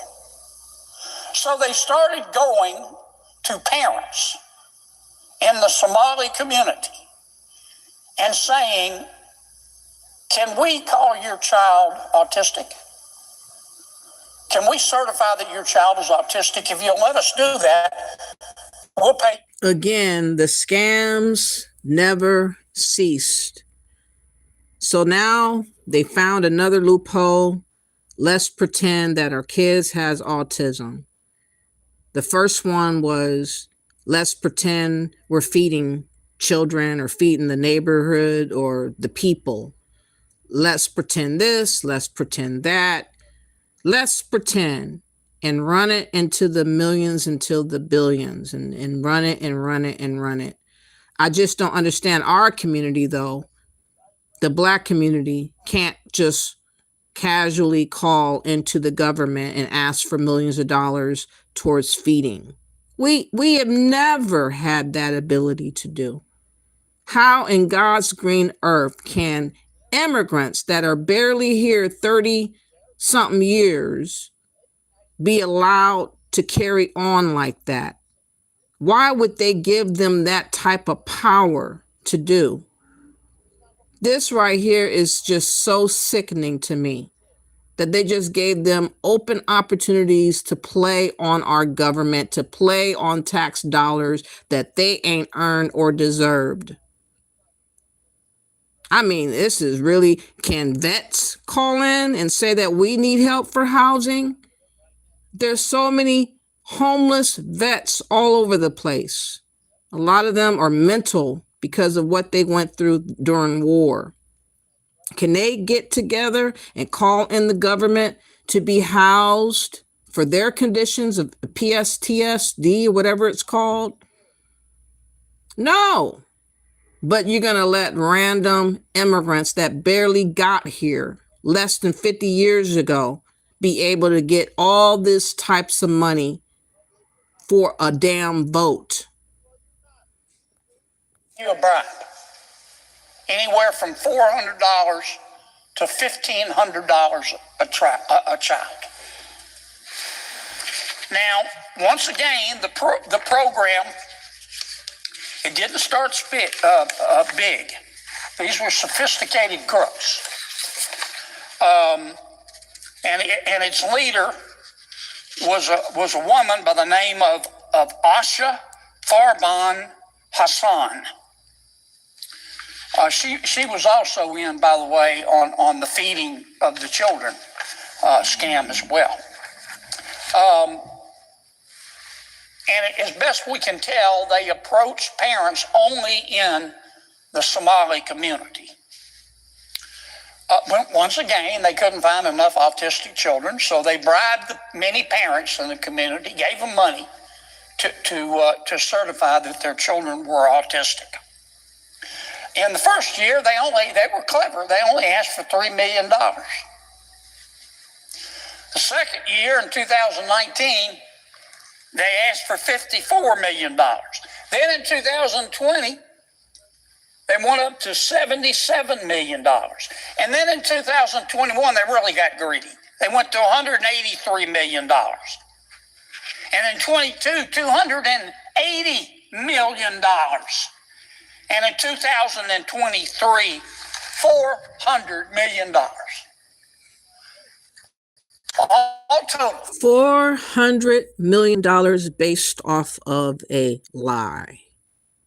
Just no one checked in with nothing. No one was curious all the way up until it got into all this types of money. But they just had an open book for them to casually ask for money, and they were just given money to them. This is totally disgraceful. I hope to goodness that they expose all this stuff that they've been getting away with doing and getting these motherfuckers locked up. That's what I want to see. In these three fraud schemes, these crooks stole $1 billion of taxpayer money. Have you had pain or other complications after hernia mesh surgery and had a review? Here's well, I started to say worst part, but let me amend it. Equally bad part. You say, well, hello, how could this happen? Why didn't the people in the Department of Social Services and the Welfare Department in state government, when they saw these claims arising, why didn't they say something? Didn't they go out and check these businesses that were supposedly sites to feed homeless children? Didn't they go talk to some of the children and their parents and see if some of the children really were autistic? Didn't the state authorities go out and say, can you show us one of the homes that you're providing to the homeless people? After all, we're spending $1 billion. They didn't. Because the politicians wouldn't let them. And the crooks who were setting all this up, they're pretty smart. I'll give you one example. Remember I talked about the nonprofit involved in feeding the so-called hungry children, called Feeding the Future. The rank and file employees in the welfare office started getting suspicious when the claims went up, and they contacted Feeding Our Future. And they said, hey, what's going on here? You know, we're going to start cutting off these claims because it's getting a little bit expensive. And you know what Feeding Our Future did? They threatened the employees. They said, if you cut off our money, they sent them an email, and they did it by phone. They told the state agency that failing to promptly approve new applicants from minority-owned businesses would result in a lawsuit. So now they jumped into the minority classification, and they simply casually called and threatened. They threatened with racism. They threatened with publicity talking about racism. I mean, I cannot believe this. A lawsuit feeding accusations of racism that would be scrawled across the news, sprawled across the news. Feeding Our Futures went to the state and said, if you stop giving us this money, we're going to call you racist and we're going to sue you. And you don't want to be in the news. Now, here's what, and you say, well, why didn't the employees do something? They did. They told the people higher up, the people with the flags in their office. And you know what they did? Nothing. They did nothing. And we have Jacksonville Kid. How are you? Thank you for being here. You said, I am a big fan of Senator John Kennedy. As he said, he believes AOC. Oh, that's the person I was thinking of. I don't like her at all. AOC is the leader of the Democratic Party, and he believes that she is the reason there are directions on a shampoo bottle. Okay. Pinky says, we don't know, but we are finding out. We definitely are. Pinky also says, her ass needs to go. I just know this administration is working to have her African ass out of here. They have to, otherwise more people will be as disrespectful to America as she has. Yeah, you do not want to set an example where anything goes and all these immigrants can pull this scam. This is definitely scammy, situations of immigrants. Americans can't get away with this bullshit. Yeah, she needs to go. She is a criminal as well. Exactly. Pinky says that happened to me once in Target while security was watching me. 2 Mexicans were behind him stealing CDs. I went to the manager and reported security. Wow, that's crazy. Yes, nope, get them out of here. They both need to go. Exactly. But you know what is fascinating? You guys are not going to believe this before I let this continue. You remember that lame ass wannabe Vice President Tim Walz, who is the governor of Minnesota? He had the nerve to do this on a live broadcast. Look at this shit. You ever seen that? No. The video of him taking down the Minnesota flag and he replaced it with the new flag that looks a lot like the Somali flag. Minnesota has a huge population of Somalis. All right, ready? Whoa, wait a minute. So he gets the flag, picks it up, and replaces it. There, that's better. Why is that better? You ever seen that? No. The video of him. That is a traitor. That is what the Democrats are on. They are traitors to America. They want to swap out Americans with immigrants and illegals. And he boldly placed the flag of Somalia up instead of what the flag was supposed to be for Minnesota. Like, my God, we got a big issue. I think that he should go to jail. I think that anyone indirectly or directly involved in all these scams, and now they're saying that the scams are amounting up to about $8 billion just for the Somalians of Minnesota. And we ain't supposed to have no kind of feeling about it whatsoever.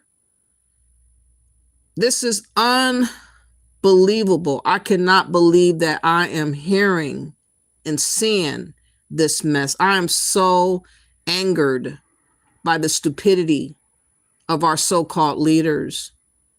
I cannot believe that people would be this damn ridiculous, but this is what we got going on. And just to let you know that this situation is real, back in May of 2025, there was a woman that was arrested there at the airport, and she was indicted for one of these scams for the Feeding Our Future case. And I'm going to read it real quick before we continue to let you know that these people were getting the money and making their way out. Just think about all the ones that made it out without being caught, though. Think about that. There's some that made it out before they got caught. And this says a federal grand jury indictment connected to the $250 million Feeding Our Future fraud scheme has been handed down against a woman who was arrested at the Twin Cities airport as she was about to board a flight to Dubai earlier this week. The U.S. Attorney's Office for Minnesota says 50-year-old Hibbo Dar is the 71st person to be charged in the case. Court documents state the Twin Cities woman owned and operated a business known as the Northside Wellness Center and enrolled it in the federal child nutrition program under the sponsorship of Feeding Our Future. She is accused of fraudulently claiming to serve 40,000 meals per week. Now, how in the world is that possible to even believe? 40,000 meals per week? I don't even think you could barely do 4,000 meals per week. But she said 40,000 meals per week. And nobody went and bothered to check to see if it was legit. They just went off of the words of what she claimed. Quote, as we have said, the U.S. Attorney's Office is not stopping. We will continue to investigate and charge defendants who defrauded the government in the Feeding Our Future case, the largest COVID fraud scheme in the country and the single largest case charged in the history of the office, said acting U.S. Attorney Lisa D. Kirkpatrick. Our work is not done. It is alleged that Dar fraudulently submitted documentation claiming her company served approximately 40,000 meals a week to children at the Northside Wellness Center and a small park along Hennepin Avenue in Minneapolis. Federal prosecutors say she submitted over $2.4 million in reimbursement claims, and more than $1.7 million in public funds were deposited into a bank account controlled by Dar. The indictment alleges that Dar used only a small portion of those funds to purchase food, and that she transferred most of the money to family, associates, and herself. She also accused of paying $72,000 in bribes to an employee of the Feeding Our future organization. Wow. You can just claim to feed 40,000 people a week and you just get the money just sent to your bank account. The fuck? You would never allow an American to get away with something like that. Never. But this is how ridiculous the Democrats have allowed us to be. And I believe that Tim Walz should be in jail. His ass should be locked up. Oh, why? Well, here's what the legislative auditor in Minnesota said. He said that the threat of litigation and the negative press affected how the state politicians use their regulatory power. And here's what a fraud investigator in the Attorney General's office said. She said, there is a perception that, I'm quoting now, that forcefully tackling this issue would cause political backlash from the Somali community, which is a core voting bloc for Democrats. Again, worrying simply about their votes. They didn't give a damn about all that money that was being stolen, as long as they got the fucking votes.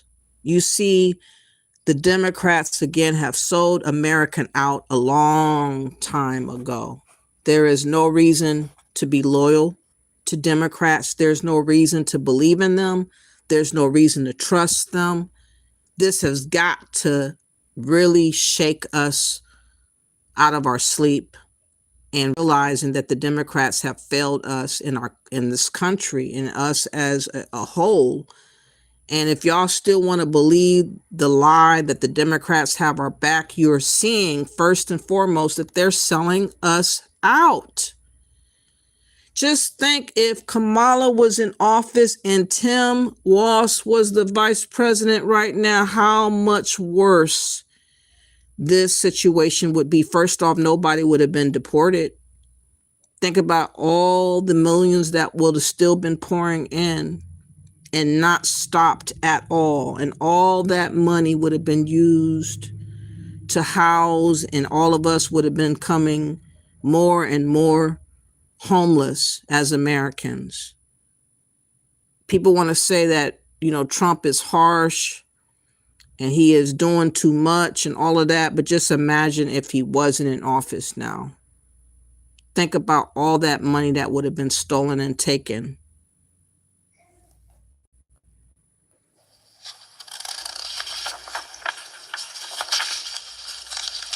And in fact, one of the other witnesses in the fraud investigation said, look, I told the prosecutors, let me just give you a cold dish of truth. The 80,000 voting bloc of folks with Somali ancestry, you got to have their votes to win in Minneapolis. And if you're a Democrat and you can't win Minneapolis, you can't win in the state. So the politicians did nothing. Don't just take my word for it. And don't blame the state employees. They tried. In fact, recently the state employees, they just said, look, we've had enough. They posted this.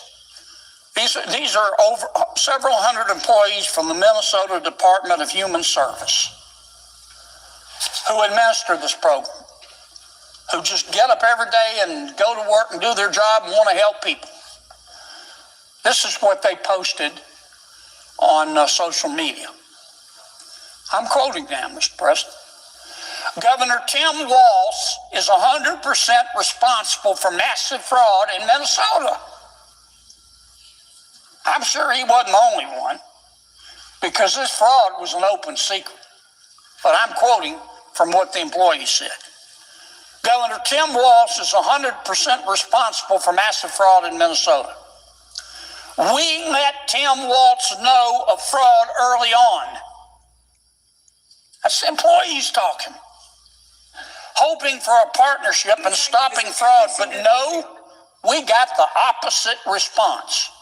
Tim Walz systematically retaliated against whistleblowers, using monitoring, using threats, using repression, and did his best to discredit fraud reports. Instead of partnership, we got the full weight of retaliation by Tim Walz.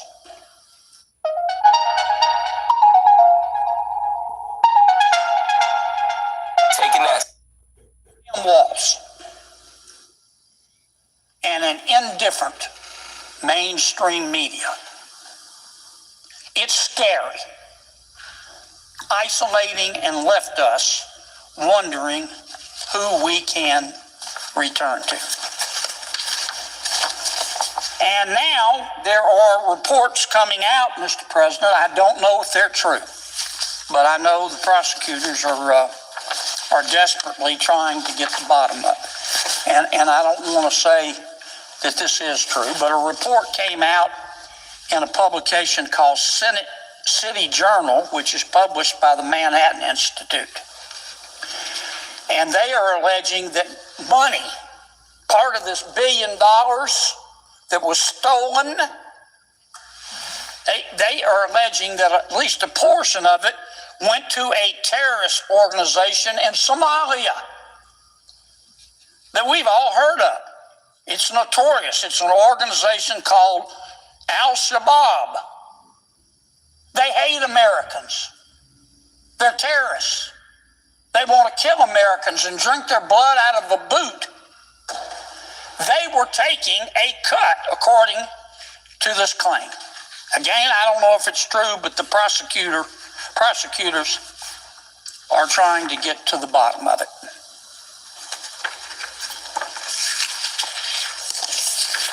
Now, there's been a lot of allegations about racism in these reports. They're saying, oh, you're just picking on the Somali community. I'm not. And I don't think the American people are. I think what they're picking on are crooks. They're picking on crooks. Everything I just gave you are facts, Mr. President. Has nothing to do with race. But it is a fact that these $1 billion schemes were cooked up by leaders in the Somali community in Minneapolis and in Minnesota. And it is a fact that most of the businesses that participated in this fraud and this thievery were run by people of Somali ancestry. I'm not saying that's a good thing. I'm not saying it's a bad. That's just a fact. And I don't think we ought not to talk about it. And it is a fact that the kickbacks paid to parents to allow their children to be signed up as autistic in order to get the federal taxpayer money, the parents were of Somali ancestry. It doesn't give me any pleasure to say that, but it is a fact. And it is a fact that the politicians, not the employees, the rank and file employees and the welfare offices, but the politicians in Minnesota let this happen. And that's why I need to talk about this and have him. I like the fact that he's so passionate in how he talked about it. And you could tell the difference between who is really an American and who is not.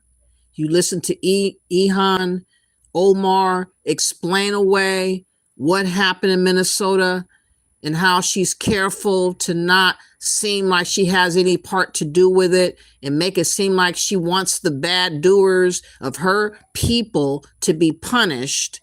Of course, you could not have believed what she said. But when you heard him tell the tale of how these frauds and schemes were able to happen, you could tell that he was definitely vexed and upset.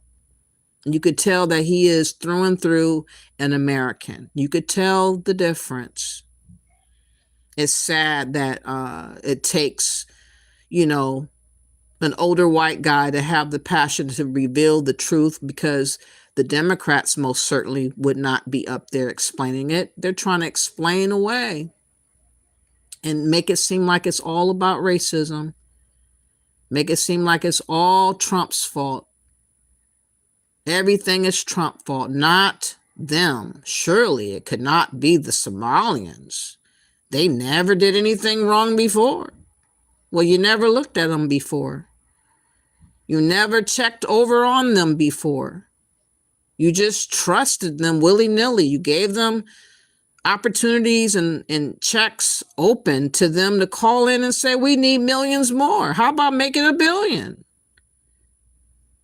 Nobody has ever, in my lifetime, I have never heard of anyone being able to call the government and ask for money, and they just give it without having some set of rules and regulations that you had to abide by to come in the office or have somebody go out to the field to approve something. It is not American like to have these type of so-called leaders to do what they're doing. But again, I feel that the Democrats are traitors. I feel like basically they have sold out a long time ago to globalists.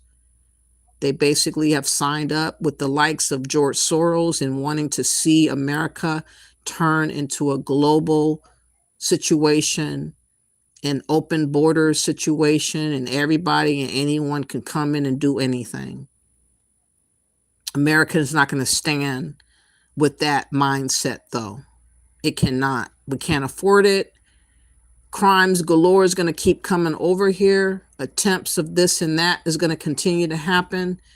I'm so glad that Trump is the one in office. And yes, I don't agree with everything he does, but what he's doing about the immigrants and illegals and resetting all this, everything that he's allowing, that has been allowed for immigrants to do, is being reviewed and reset.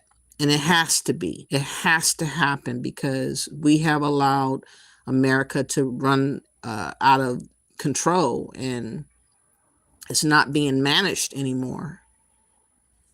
So it is what it is. Let me go back up. Okay, yes, treacherous it is. They are the Nigerians of East Africa, apparently so. And the fact that they are so quiet is why people weren't having them on the radar. The Nigerians are loud and boisterous, but the Somalians are apparently slicky and sneaky and very deceptive and very slippery. But now we see what we need to know. You said if that had been Americans, that would have been regulated them like a prison guard. Exactly. You can't even get $100 from the government without them having all these rules and regulations. But for the immigrant, oh, what do you need? You need $1 million? Okay. You need 400 million? Okay. I mean, come on. Man, it's a sad time that this is even going on in 2025. We did not work this hard to create America to be like this. This is not the America that I want. So I hope that by the time that Trump leaves office, that a lot of this mess will be cleared up. I know that he is going to change, hopefully, the birthright citizenship situation and disallow any random person to just drop their baby off and become Americanized. That's ridiculous. No other country allowed it.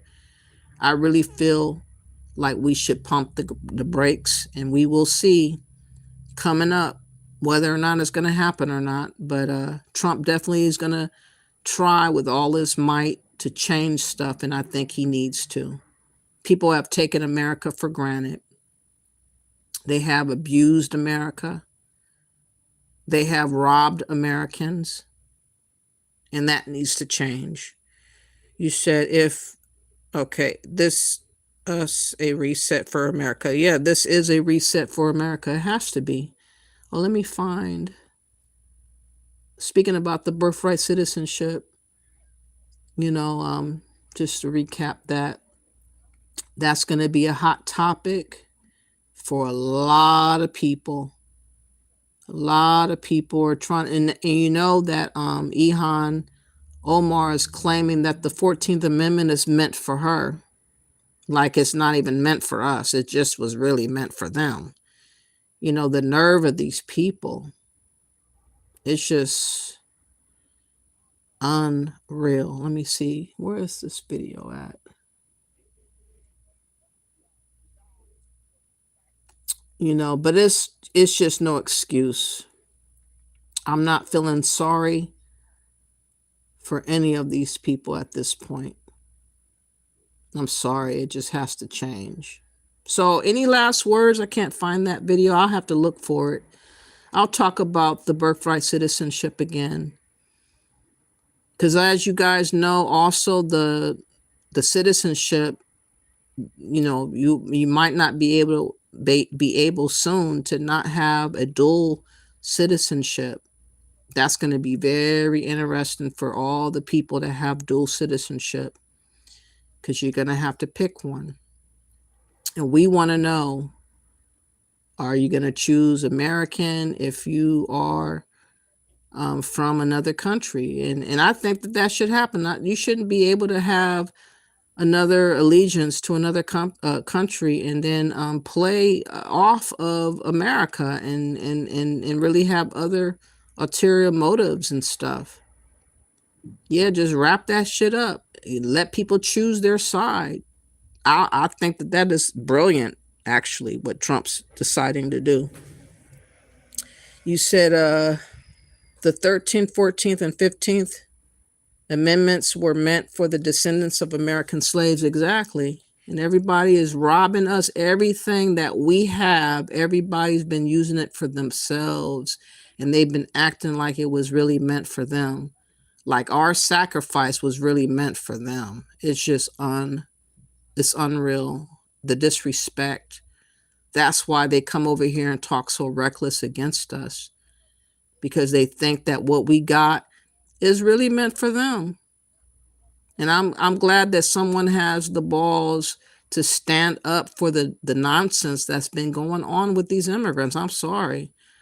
I feel sad for some of y'all, but not for most. I'll tell you that much. I don't feel sorry for most of y'all. Hell no. So with that being said, I'm sorry that this video was kind of long-winded, but I really wanted to let it be explained.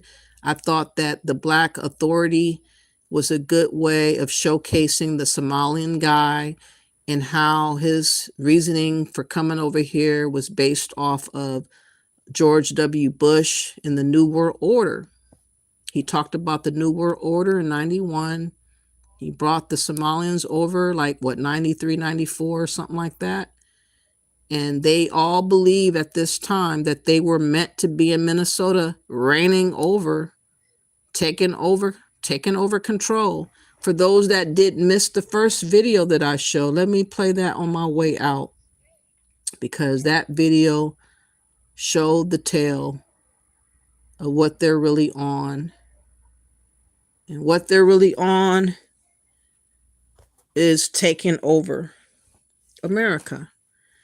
And that's why I don't feel bad about what's happening to the Somalians, because they have this feeling that they are superior and that they are chosen somehow to do whatever they desire to do. And no one can check them, let them tell it.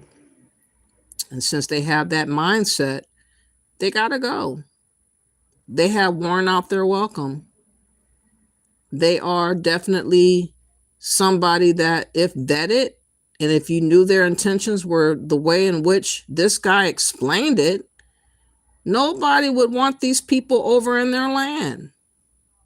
No, this is not acceptable. So I'm going to end it with this, and I'm going to check out after he gets done saying what he's saying. But I want to showcase what this young man said, and this is what the mindset is of the Somalian. My biggest biggest fear in life is that this man may never witness our full takeover. Yes, he may never witness that. He already witnessed our partial takeover, our little success in America. And he is the reason, actually, I know that the community in America is thriving. He is how I know. It's like, he's how we measure our progress. If he doesn't tweet, somebody messed up. I know it. Somebody fucked up the plan. If he tweet, I know. I know. We're doing the right things. Yes, that's how I know. So, he's old and sick, I know. He may not witness our full takeover, but I promise you that his sons will witness. Just like him, we came to exist in this country. See? The land of free men, the land of opportunities. And we're here. Yes. And we're not leaving, actually. We're not going back. What do you mean go back? You should go back first. You see, if you come fast, you go fast. See? Just like you. Tell me how you own this land. Explain to the world how this land became your land. Tell the world. As expected, Somalians have started going like